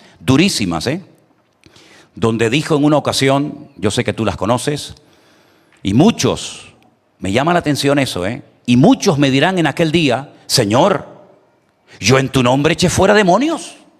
¿Cuántos de los que están aquí han echado demonios? ¿Sabe cuántos has echado? 1, 2, 3, 5. Algunos de ustedes no saben ni lo que es eso. Pues esta gente que se va a presentar delante del Señor, dice que en aquel día le dirán, Señor, en tu nombre echamos demonios. En tu nombre hicimos señales, milagros, prodigios, vimos cosas tremendas. Es decir, que el currículum de esta gente, hay iglesias en peso que no lo tienen. Y hay gente que en el día del juicio, cuando se presenten delante del Señor, le dirán al Señor todo lo que hicieron, que es muy importante. y llamativo. Y la respuesta del Señor a mí siempre me ha llamado mucho la atención. Y la conocen, ¿verdad? Apartaos de mí. Apartaos de mí, fuera, no estés junto a mí, fuera, apártate de mí. Como le dijo el Señor a Pedro, apártate de mí, apártate, fuera, vete para allá. Apartaos de mí, hacedores de maldad. Yo nunca os conocí. ¿Puede incluso una persona hacer cosas para Dios sin conocer a Dios? Claro, no te quepa la menor duda. Lean la biografía de John Wesley. Yo sé que para algunos les sonará esto a chino, pero lean la biografía de John Wesley. John Wesley fue un evangelista y un predicador que viajó por muchísimos lugares, y él dice que no había nacido de nuevo, que no conocía al Señor, hablaba del Señor porque se crió en el evangelio. La madre de John Wesley los levantaba a los 12 hermanos de madrugada y les leía la Biblia, y les hacía orar y repetir capítulos enteros de la Biblia, pero él dice que llegó a ser predicador, pastor, itinerante, y no conocía a Dios. Ayer, hablando con un pastor de Uruguay, que a través de una emisora de radio, salió el tema de las famosas 10 vírgenes. La parábola de las 10 vírgenes, la conocen, ¿verdad? La Biblia dice que las 10 vírgenes, estas 10 muchachas, conforme a la costumbre de aquella época, estaban esperando que viniera el esposo, el novio. Y claro, en aquella época no había linternas, no había luz eléctrica, tenían que salir con candiles y tener aceite. Como se tardaba en venir el esposo, la Biblia dice que todas, cuidado, todas se quedaron dormidas. Y cuando vino el esposo, todas se despertaron, pero resulta de que 5 de ellas se les había acabado el aceite y no tenían aceite de repuesto para poner en sus lámparas. Entonces le dijeron, oye, véndeme, dame un poquito de aceite. Y le dijeron las otras, de eso nada. Si yo te doy aceite a ti, al final yo también me voy a quedar sin luz. Así que mejor ir a comprarla. Es decir, el 50% de aquellas jóvenes vírgenes que estaban esperando al esposo no entraron a la presencia, a la boda, porque no tenían aceite. Es decir, que el 50% de la gente que puede estar en una congregación puede ser que se ha quedado sin aceite hace mucho tiempo. Pero estás esperando al esposo. Acaban de cantar todos. Yo los he visto a todos ustedes cantando. Algunos levantaron las manos, otros tocaron las palmas. Pero ¿te imaginas que el 50% de los que estamos aquí esta noche, o el 50% de la audiencia que nos está viendo en esta noche en directo, hayan leído la Biblia, se hayan estado congregando en una iglesia, y al final resulta que no entran en la comunión con el amado porque se quedaron sin aceite? ¿Y qué es el aceite? ¿Qué representa, qué simboliza el aceite en la Biblia? Bueno, el Espíritu de Dios, la presencia del Señor, ¿no? Es decir, que hay personas que pueden estar aquí arriba y no tienen aceite, pero están aquí arriba. Cuando teóricamente los que están aquí arriba tienen que ser los más espirituales de toda la iglesia, porque si no, ¿para qué suben? ¿Para que los vean? El que está en un púlpito predicando la palabra es el que más aceite tiene que tener, el que más presencia y conocimiento de la palabra tiene que tener, porque si no, ¿para qué sube ese señor? ¿Para entretener a la peña? Si corremos el riesgo de congregarnos en una iglesia, de cantar a Dios, de ofrendar a la iglesia, de apoyar la obra de Dios, y resulta que en lo más profundo de mi corazón yo estoy más muerto que vivo. Bueno, también hay una iglesia a la cual el Señor la confrontó y le dice, ustedes tienen nombre de que viven, pero yo que les conozco perfectamente a ustedes están muertos. ¿Y sabes algo que te va a dar vida y que te va a abrir puertas? Pero puertas que ni te imaginas. La obediencia. ¿Sabes que hay un capítulo entero en la Biblia? Si lo quieres leer, te voy a decir cuál es. Deuteronomio capítulo 28. La primera parte se titula Bendiciones de la obediencia. La segunda parte se titula Consecuencias de la desobediencia. ¿Alguien no ha leído ese capítulo alguna vez? ¿Verdad? Repito, bendiciones como producto, resultado de la obediencia. Pero la contrapartida, la otra cara de la moneda dice consecuencias de la desobediencia. ¿Cuántos años estuve yo encerrado en esta iglesia, hermanos? Sin salir ni de aquí a la esquina. ¿Cuántos años? Algunos de ustedes no estaban y no saben lo que estoy diciendo. Pero pagando el precio de ser fiel en lo poco, hasta que Dios dijo ahora. Y ahora ya saben, estoy más tiempo fuera que dentro. ¿Quién me abrió esas puertas? Yo. Yo no he llamado a nadie, yo no le he escrito a nadie, yo no me hago publicidad. Es el Señor el que dice ahora. Y yo podría haber escrito, podría haber llamado, podría haber tocado por aquí, tocado por allá. Yo no llamo a nadie, yo no me presento nunca a nadie. Pero el Señor es el que abre y cierra las puertas. ¿Te das cuenta? Porque creo que he sido obediente a Dios en lo que tenía que haber sido obediente en ese momento. Y si tú quieres bendiciones para tu vida, no hay un secreto. Aquí no hay secretos, aquí no hay secreto. Aquí está todo escrito y todo revelado. Sé obediente, sé obediente. Ahora vamos a hablar de la obediencia, que es muy importante, pero déjame primeramente llevarte, creo que los chicos lo van a poner arriba, 1 Samuel capítulo 15. Ya sé que estás pensando, 1 Samuel 15 habla del rey Saúl, efectivamente. Habla del rey Saúl, primer rey de Israel.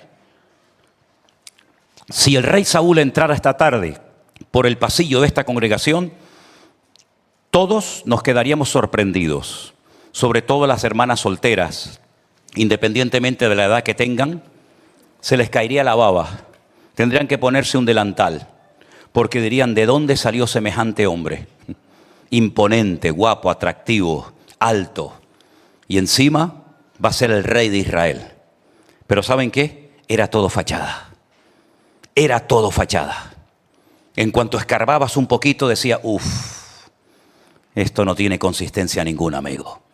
Dios lo escogió como rey de Israel. El pueblo se empeñó en tener un rey, querían ser como los demás. Al fin y al cabo lo consiguieron. Después le salió, permítame la expresión, el tiro por la culata, se les rompió el juguete. Pero hay momentos en los que Dios le da oportunidades a la gente. Aunque no sean todos los espiritual y maduros que deben de ser, pero te da una oportunidad. Y a Saúl se la dio el Señor en varias ocasiones. Y en el capítulo 15 ustedes van a encontrar que llega el profeta Samuel y le dice, mira, vengo de parte de Jehová tu Dios para que vayas a una misión que se quedó a medias. Porque en la época de Moisés y de Josué había una guerra, un conflicto bélico contra un pueblo llamado Amalek y no se terminó lo que se tenía que haber terminado. Todo quedó a medias. Por lo tanto, tienes que ir y terminar lo que en otras generaciones no terminaron. Así que lo que te mando al Señor es ir contra Amalek. No cojas nada. Repito, no cojas nada. Se te van a ir los ojos, porque vas a ver la ganadería que tienen, cómo visten ellos, todo lo que tienen, pero no cojas nada. Deséchalo. Va a hacer guerra contra Amalek. Esto ya es algo que todos ustedes saben. Y cuando vuelven de la guerra, el profeta Samuel va a visitar al rey Saúl. Y Saúl ha perdonado junto con el pueblo a las ovejas, a los camellos, al ganado, y entonces intenta justificarse diciéndole, no, yo no tengo nada que ver con esto ha sido el pueblo que los ha perdonado, yo no tengo nada que ver. Pero hay un momento en el que Saúl le dice al profeta Samuel, es que, mira, está bien, me has pillado, lo he hecho mal, pero los hemos perdonado a las ovejas, a las cabras y a las vacas, etcétera, para presentarlas en sacrificio a tu Dios, a Jehová tu Dios. Y así como que quedas bien, ¿no? Es que, bueno, yo robé, pero lo que he robado lo voy a dar a la iglesia. Atraqué un banco la semana pasada, me llevé 3 millones de euros, pero lo voy a dar a la obra del Señor. No, déjate de rollos. Entonces llega el profeta Samuel y en el capítulo 15, verso 22, ahora sí lo podemos poner, dice, Samuel le dijo, ¿se complace Jehová tanto en los holocaustos y víctimas como en que se obedezca a las palabras de Dios? Ciertamente, escuchen bien esto, hermanos, el obedecer, ¿el qué? El obedecer es mejor que los sacrificios y el prestar atención que la grosura de los carneros. Porque como pecado de adivinación es la rebelión. Fíjate a lo que compara, la rebelión. La rebeldía es como compararte con un brujo, con un santero, con un adivino.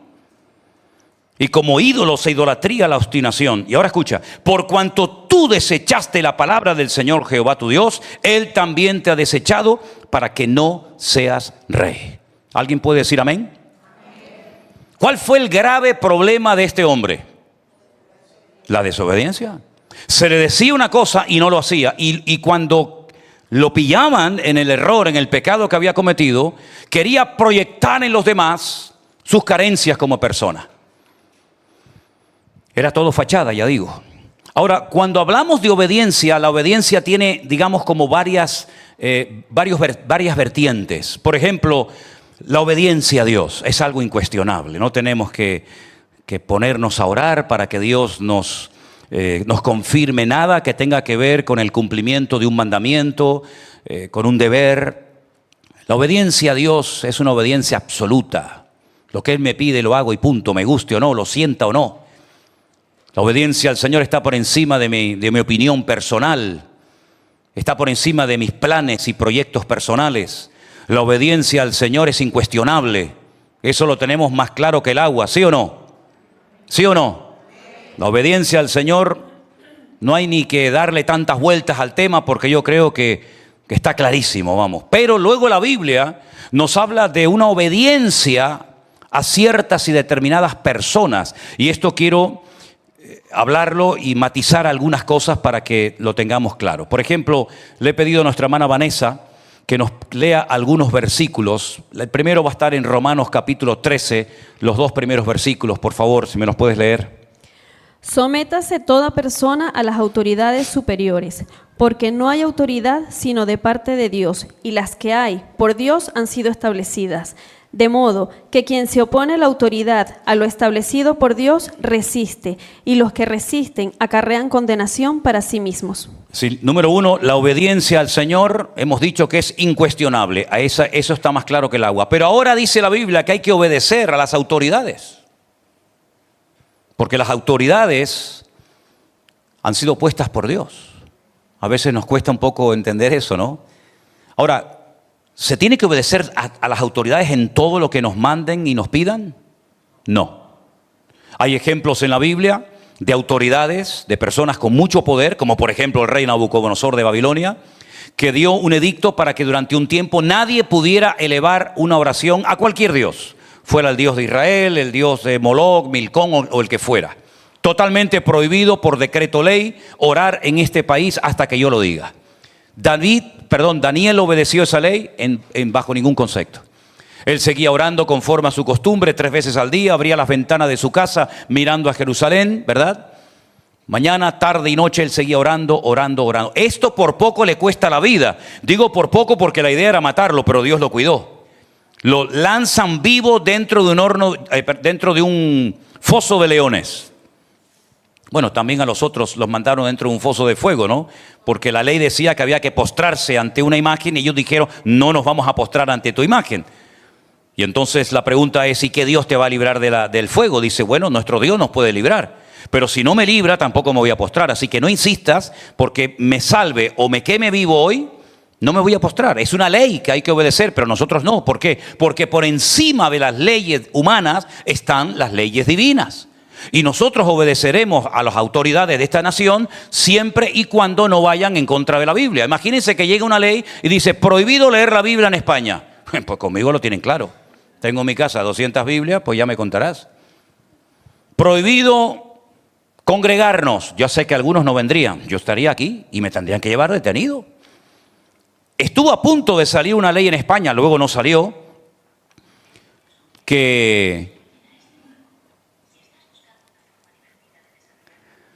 los pastores teníamos que ir a llevarle el papel. Claro, yo predico sin papeles, conmigo lo tienen crudo, porque yo no tengo ninguna anotación delante de mí, salvo a veces una letrita y tal.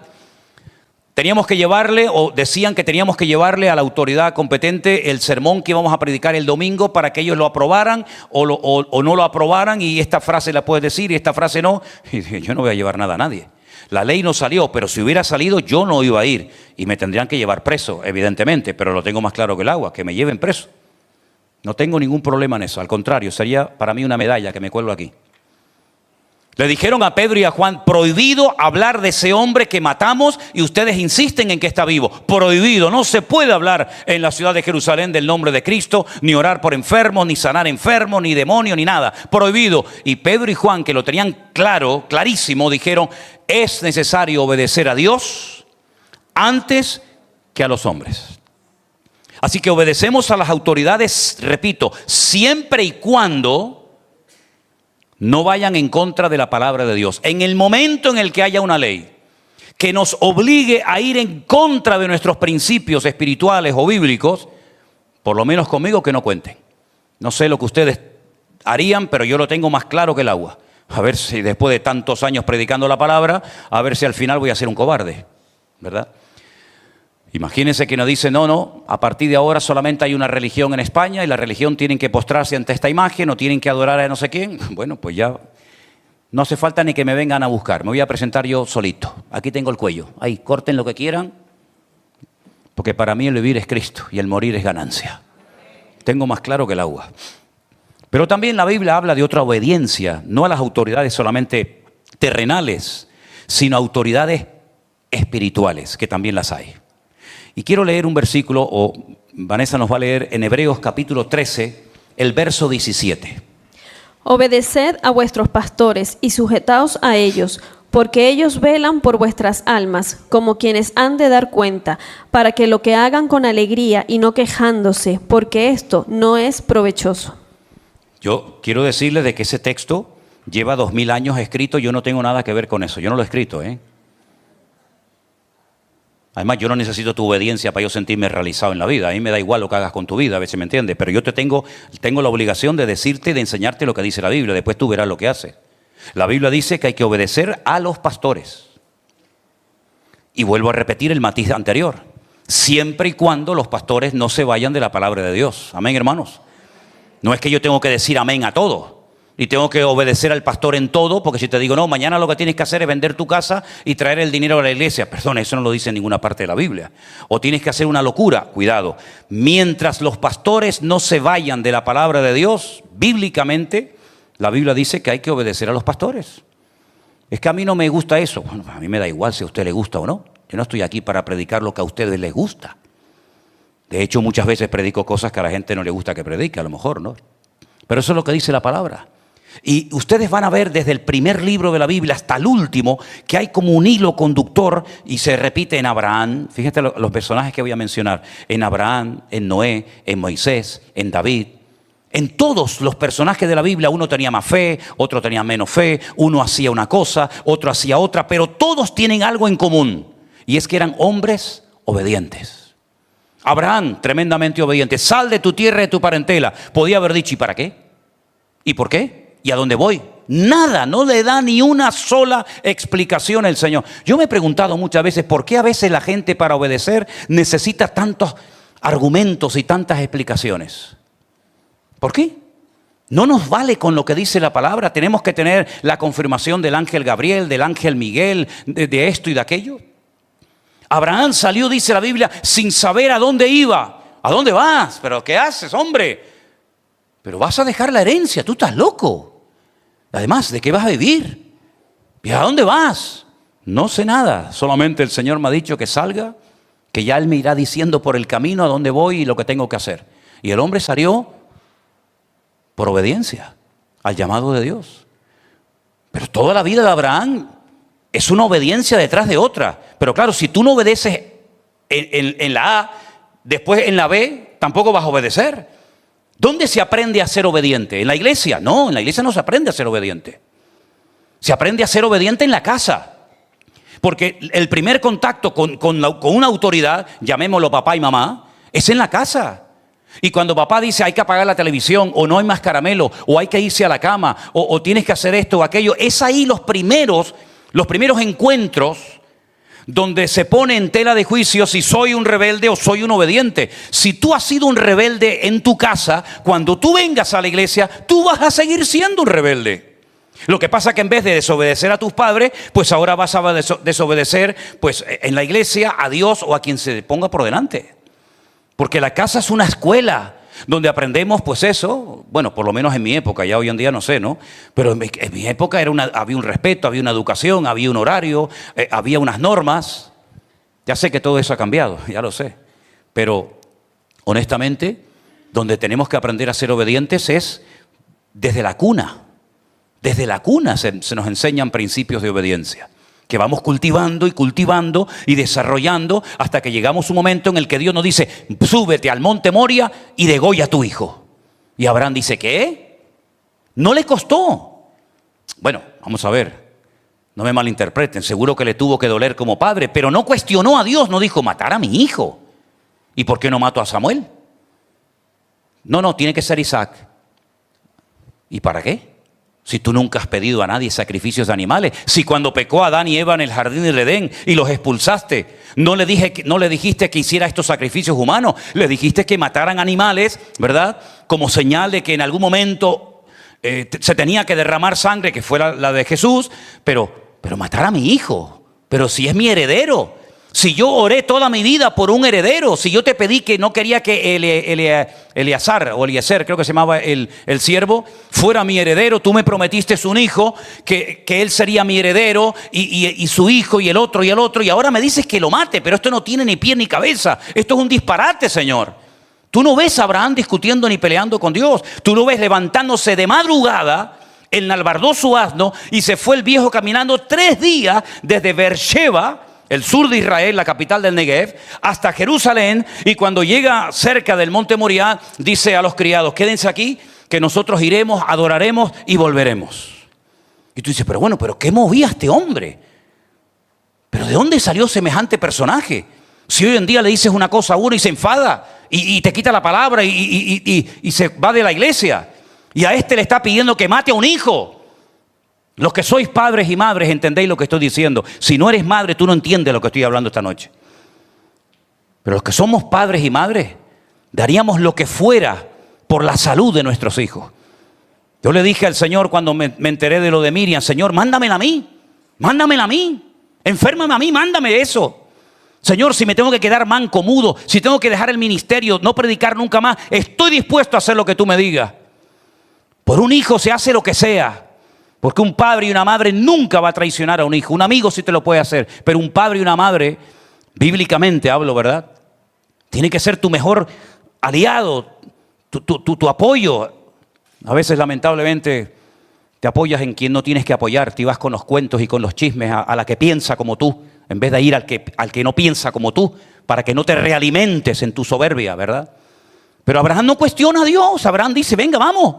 Y lo ata. Y estamos hablando de un hombre de 40 años, ¿eh? No estamos hablando de un chiquitín. Estamos hablando de un hombre hecho y derecho de 40 años que lo pone sobre el altar. Saca el cuchillo y el hijo le dice, papá, yo veo que hemos traído el fuego, el cuchillo, hemos traído todo, pero una pregunta, ¿y el cordero dónde está? Esa pregunta le tuvo que romper el alma a Abraham. Pero el Señor a través de Abraham le habla y dice, el Señor proveerá, hijo. El Señor proveerá. Y el Señor proveyó. ¿Pero cuándo proveyó? Cuando sacó el cuchillo de la vaina y estuvo dispuesto a obedecer al Señor. Hay bendiciones que están aquí encima de tu cabeza hace años, hermanos. Y no han caído porque todavía el tema de la obediencia para muchos sigue siendo una asignatura pendiente.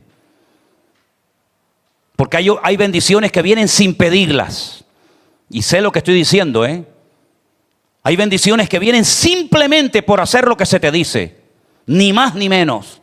No hay ni que orar, ni reprender, ni decretar, ni declarar. Como hay muchos por ahí que se pegan la vida declarando como si fueran los jueces de la tierra. Hay bendiciones que vienen solas. Te encuentran, te buscas, aunque estés en el monte perdido. Porque Dios ve tu corazón y ve que estás dispuesto a obedecer al Señor. Y Dios honra a los que le honran y bendice a los que le obedecen. ¿Cuántos dicen amén? Uno ve en la palabra de Dios que el nivel de madurez de uno no se demuestra aquí arriba. Se demuestra en el diario vivir, si obedecemos o no a nuestro Dios. ¿Quieres saber si eres maduro? ¿Quieres saber si has crecido en la fe?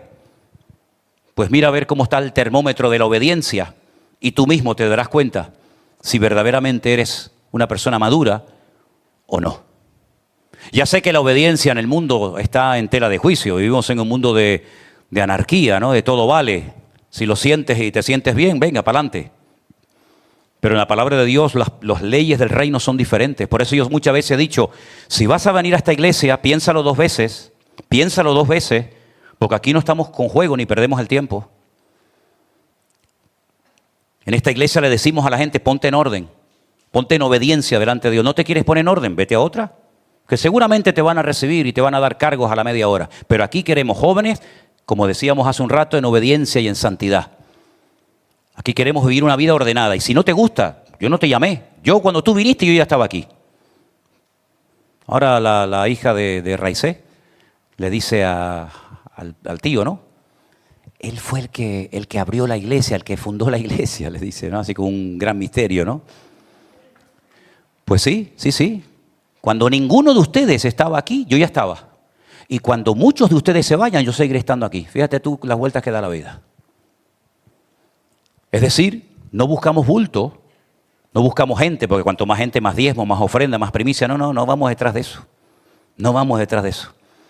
Queremos que cada uno de ustedes se convierta en un cristiano obediente y lo que te diga el Señor lo haces y Dios te va a bendecir y Dios te va a honrar, porque si quieres fortalecer tu fe y quieres crecer, ahora si quieres ser un mediocre, y mira, no hay nada más que me dé más rabia en la vida que ver a jóvenes que han decidido ser mediocres. De cualquier manera. No aprenden nunca una nota nueva, no aprenden nunca un versículo bíblico, no salen de siempre lo mismo. Lo ves ahora, lo ves mañana, lo ves pasado mañana, lo ves dentro de 30 años, lo ves dentro de 1000 años, siempre está igual, siempre desaliñado, nunca se quitó las legañas con las que nació, siempre lleva las legañas encima, siempre la camisa de cualquier manera. Yo digo, ha decidido ser un mediocre. Y el Señor no quiere mediocres en su iglesia. El Señor quiere gente santa, ordenada, limpia, obediente, sujeta a su palabra. Por eso yo digo que en esta iglesia es muy complicado el decir me voy a integrar en esta iglesia. ¿Por qué? Porque tarde o temprano, hoy, y si no mañana, y si no pasado mañana, y da igual si predico yo, o predica Jerónimo, o predica Anderson, da igual, porque somos una piña entre nosotros y nos hablamos prácticamente a diario. Te vas a sentir aludido. Y como haya un área en tu vida en la que tú no estés obedeciendo, te vas a sentir aludido. Y además te va a pasar algo que tú no lo entiendes, pero nosotros sabemos que ocurre muchas veces, que vas a pensar que cuando yo me subo aquí te estoy predicando a ti. ¿Y cuántas veces yo he dicho que yo no necesito un púlpito para hablar contigo? Yo no necesito un micrófono en la mano para decirte en público lo que no me atrevo a decirte en privado. Ni se te pase por aquí, ni por aquí se te pase. Lo que pasa es que cuando tú estás diciendo, me está hablando a mí, el de atrás está diciendo lo mismo. Y el de al lado te dice, Dios me está hablando a mí, parece que me está descubriendo a mí. Y el de atrás, y cuando termina el culto, te dice uno y otro y otro y otro y otro, oye, hoy el Señor me habló a mí. Pero no sabe esa hermana que hace 10 minutos, cuando iba a entrar al baño, me dijo, oye, hoy la palabra fue todo para mí.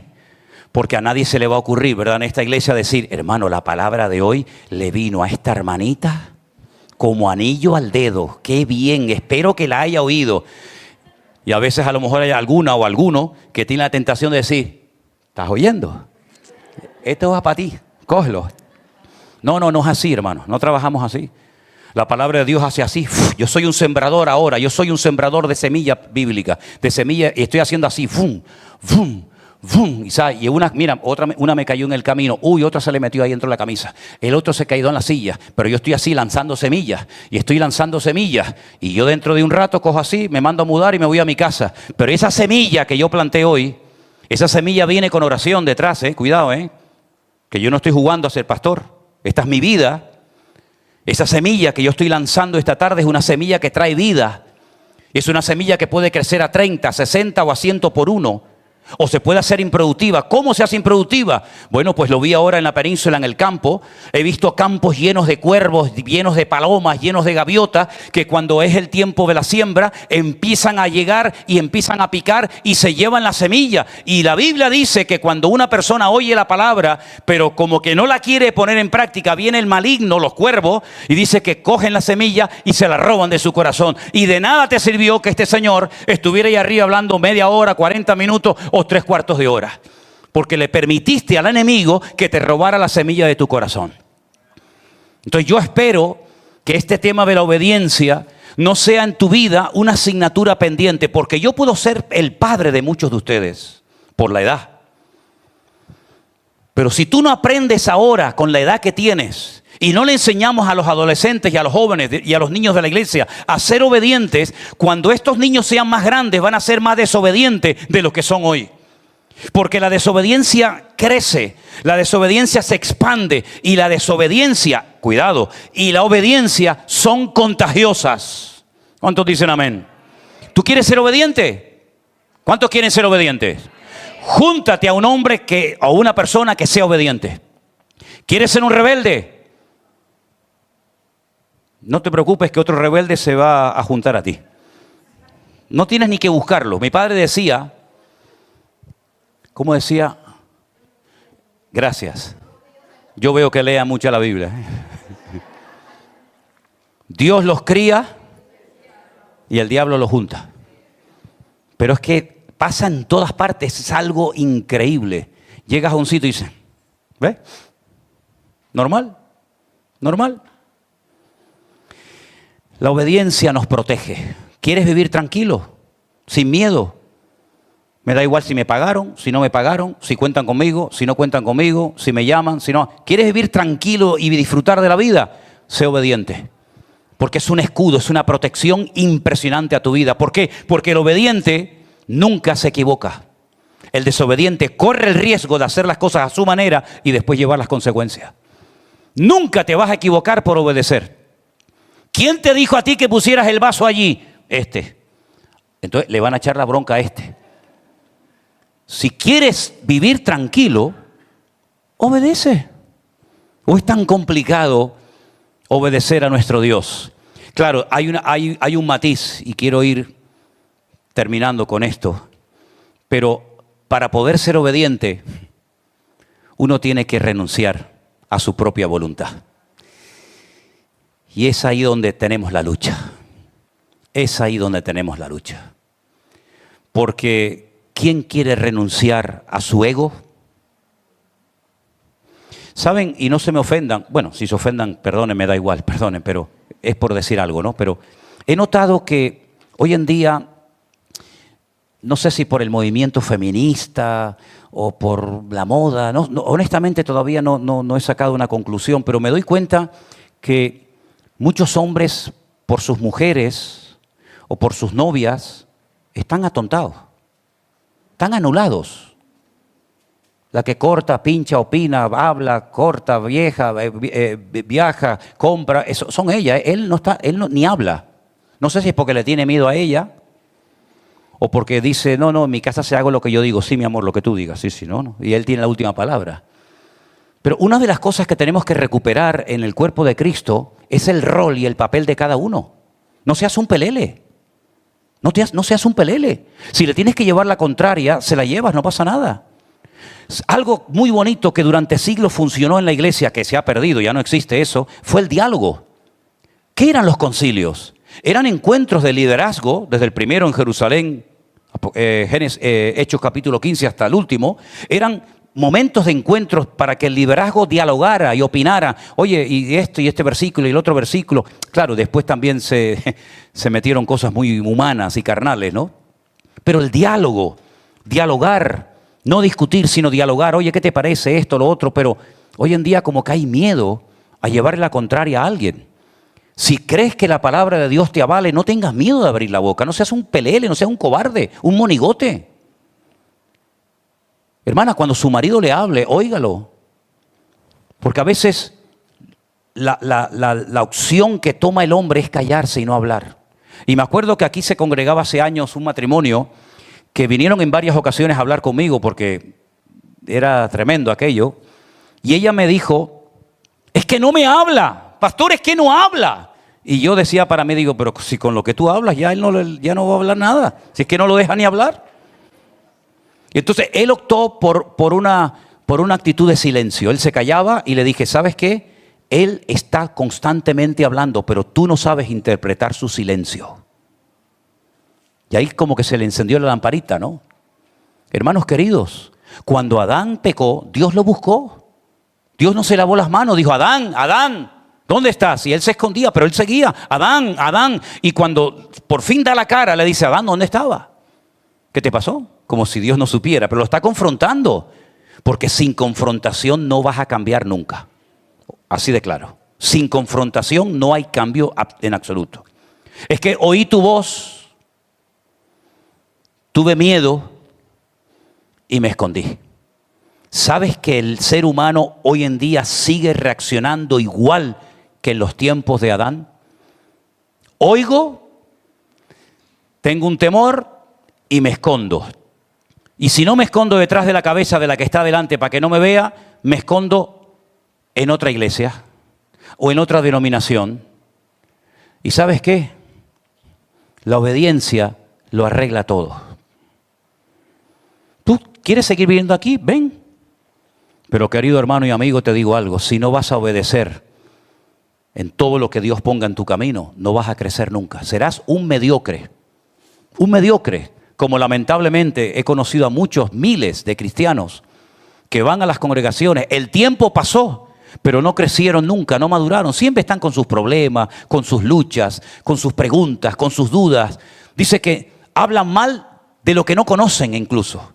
Cuestionan todo. ¿Por qué? Porque no han tenido realmente una renuncia a su ego y a su voluntad. Y eso fue lo que le pasó a Jesús en el huerto del jardín de Getsemaní. Padre mío, pasa de mí esta copa. Luego está hablando de su voluntad. Pasa de mí esta copa. Si hay alguna posibilidad de que haya alguien más digno que yo, más preparado, más cualificado que yo, mándalo a él. Y pasa de mí esta copa, pasa de mí esta experiencia. Pero no se haga mi voluntad. Luego la tenía, sino la tuya. Y yo cuando voy al huerto de Getsemaní, y he ido ya no sé ni cuántas veces, siempre le digo a los hermanos que llevo a Jerusalén lo mismo. Miren, hermanos, si Jesús no hubiera estado aquí quebrantado y renunciando a su propia voluntad, nunca hubiera tenido la capacidad y la fuerza para poder ir a la cruz del Calvario y dar su vida por nosotros. Aquí fue donde Él renunció a su voluntad. Aquí fue donde Él se rompió. Y cuando Lucas lo mira, dice, o le cuentan la historia, él ve que se ha roto, está sangrando, está sudando como gotas de sangre, está roto por dentro. Ahí no se está comportando como un león. Mira, tú tienes dos opciones. O comportarte como un león, asustando a todo el mundo y gritándole a todo el mundo y haciendo tu propia voluntad, o actuar como Jesús actuó en el huerto de Getsemaní, que fue como un cordero. Él entró como un cordero, se quebrantó delante del Padre y salió como un león. Si lo hubiera hecho al revés, la salvación nunca se hubiera obtenido por amor a nosotros. Es decir, tiene que haber un rompimiento en nuestras vidas. Tiene que haber un momento en el que digas, no me soporto, no quiero seguir siendo así.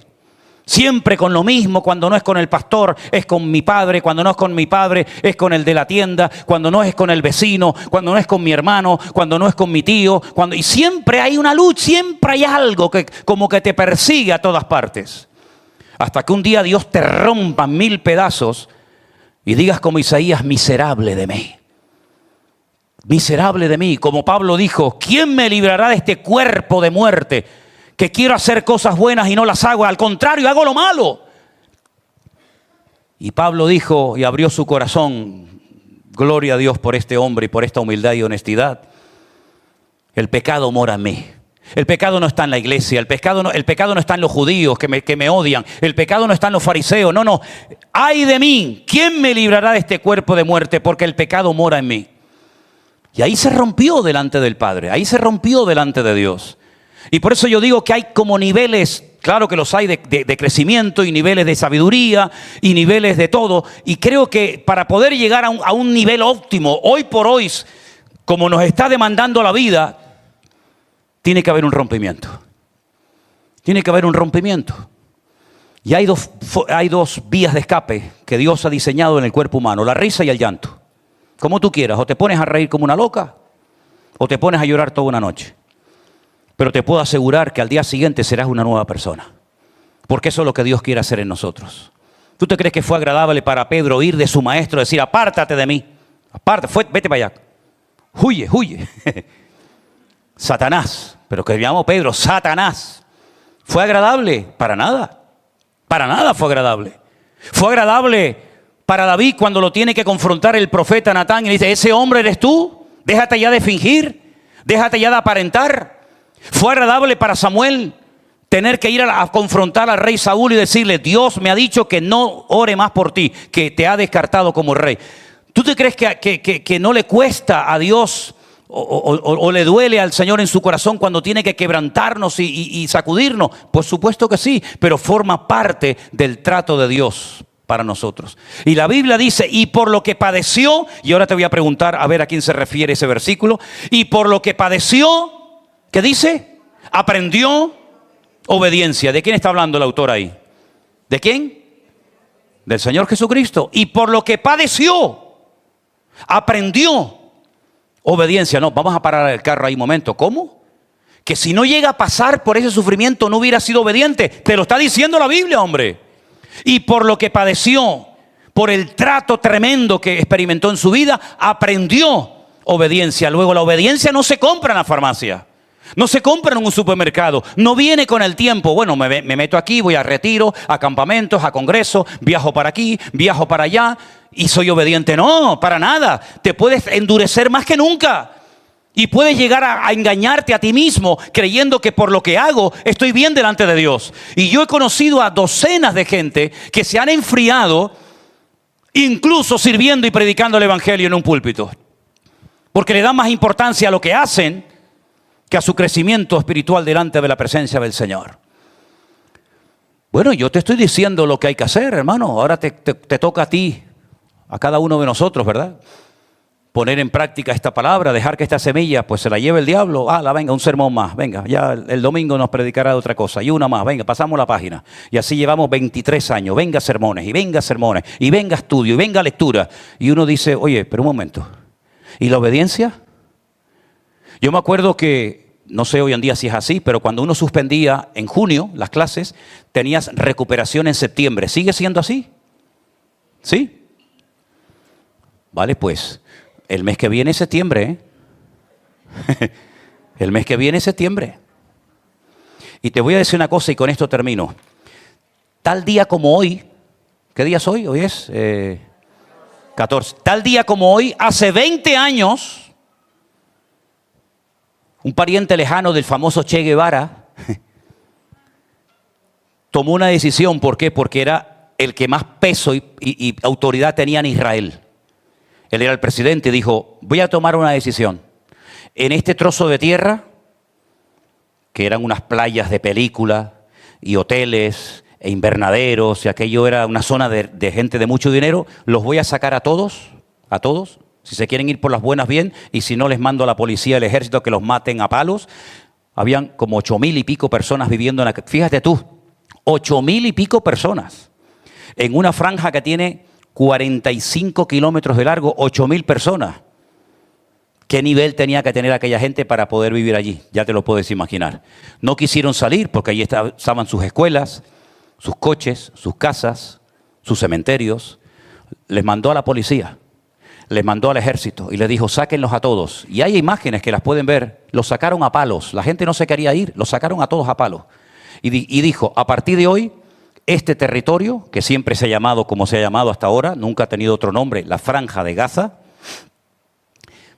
vamos a meter ahí a palestinos, a gente que viva ahí y hagan su país, sus normas, sus leyes, sus costumbres, sus mezquitas y sus historias. Y nosotros nos vamos. Hoy se cumplen 20 años de aquella decisión. Esa decisión, 20 años más tarde, sigue siendo un quebradero de cabeza, tanto para unos como para otros. Tomó una decisión, desde mi punto de vista, equivocada. Cortó por lo sano, dijo, no, esto no, como si fuera su país, ¿no? Y las consecuencias las están pagando otra generación.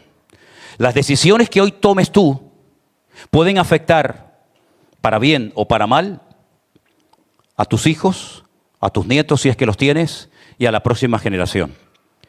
Por eso Saúl fue desechado, porque lo que esta gente no terminó, lo tienes que terminar tú. Y como no lo has terminado, la siguiente generación o la otra, ya vas a ver lo que va a pasar. Lean ustedes el libro de Esther. El libro de Esther, ¿qué es?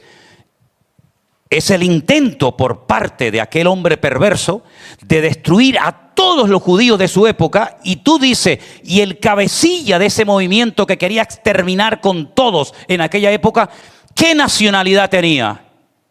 Dice que era un amalecita. Pero resulta que los amalecitas eran los que tenía que haber peleado Saúl, pero no los exterminó, no terminó con ellos, no los expulsó de la tierra, que tenían su tierra. Tampoco lo hizo Josué. Y te das cuenta de que se van quedando puertas abiertas y las pagan las siguientes generaciones. Por eso dice la palabra de Dios que tenemos que consagrarnos y comprometernos y rendirnos al Señor para que no nos atrape mañana la mala decisión que hoy tomé. Pero también te digo una cosa, la decisión buena y bíblica que tú tomes hoy va a cambiar toda tu vida. La mejor decisión que yo tomé, la tomé con 17 años. La mejor, servir a Cristo. Esa fue la mejor decisión que yo he tomado en mi vida. Después hice otras, algunas buenas y otras malas. Pero fue mi mejor decisión, dedicarme por completo a servir al Señor. Y hasta el día de hoy, con la edad que voy a cumplir ahora, no me he arrepentido nunca de haber tomado esa decisión. Gracias a esa decisión que yo tomé a los 17 años, esta iglesia existe hoy en día. Y existe la iglesia del Puerto de la Cruz, y existe la iglesia virtual, y el ministerio del Centro Evangélico Vida Nueva, y la finca de Novelda, y Colombia, y San Francisco, y Miami. Gracias a una decisión que tomé hace un montón de años, el Señor ha honrado y bendecido una decisión, y ha bendecido su obra, porque al fin y al cabo es su obra. Si yo me hubiera negado en aquel momento a servir al Señor, bueno, probablemente, no sé, el Señor habría levantado a otra persona. Pero eso ya es entrar en hipótesis y en ideas personales. Pero te das cuenta que una sabia decisión con la mujer exacta con la que me tenía que haber casado, con el hombre de Dios, con el ministerio, con el lugar, con la iglesia, etcétera, puede beneficiar no solamente a ti, sino a miles y a miles de personas. Por lo tanto, tómate en serio lo que estoy predicando, porque este mensaje no lo vas a oír frecuentemente. Vas a oír palabras de adulación y de motivación. Y tú serás importante, y Dios te va a bendecir, y Dios te va a usar. No nos estemos engañando, hermanos. Dios claro que me va a usar, y claro que Dios me va a bendecir, pero es que hay un precio que pagar. Y ese precio a pagar, y seamos realistas, no lo quiere pagar todo el mundo. No lo quiere pagar todo el mundo. Ahora, que oren por mí, que me bendigan, que Dios me sane, que Dios me prospere, que me venga un trabajo, eso lo quiere todo el mundo. Es que no hay ni ser ni cristiano para que una persona te diga, sí, ora por mí, no hay problema. Pero el comprometernos, el consagrarnos, el poner la mano en el arado, el decir voy a por todas, el voy a renunciar a mi vida, con esta mano creo que me sobran dedos. Con esta mano me sobran dedos. Y lo digo con tristeza, porque ¿qué más quisiera yo, no?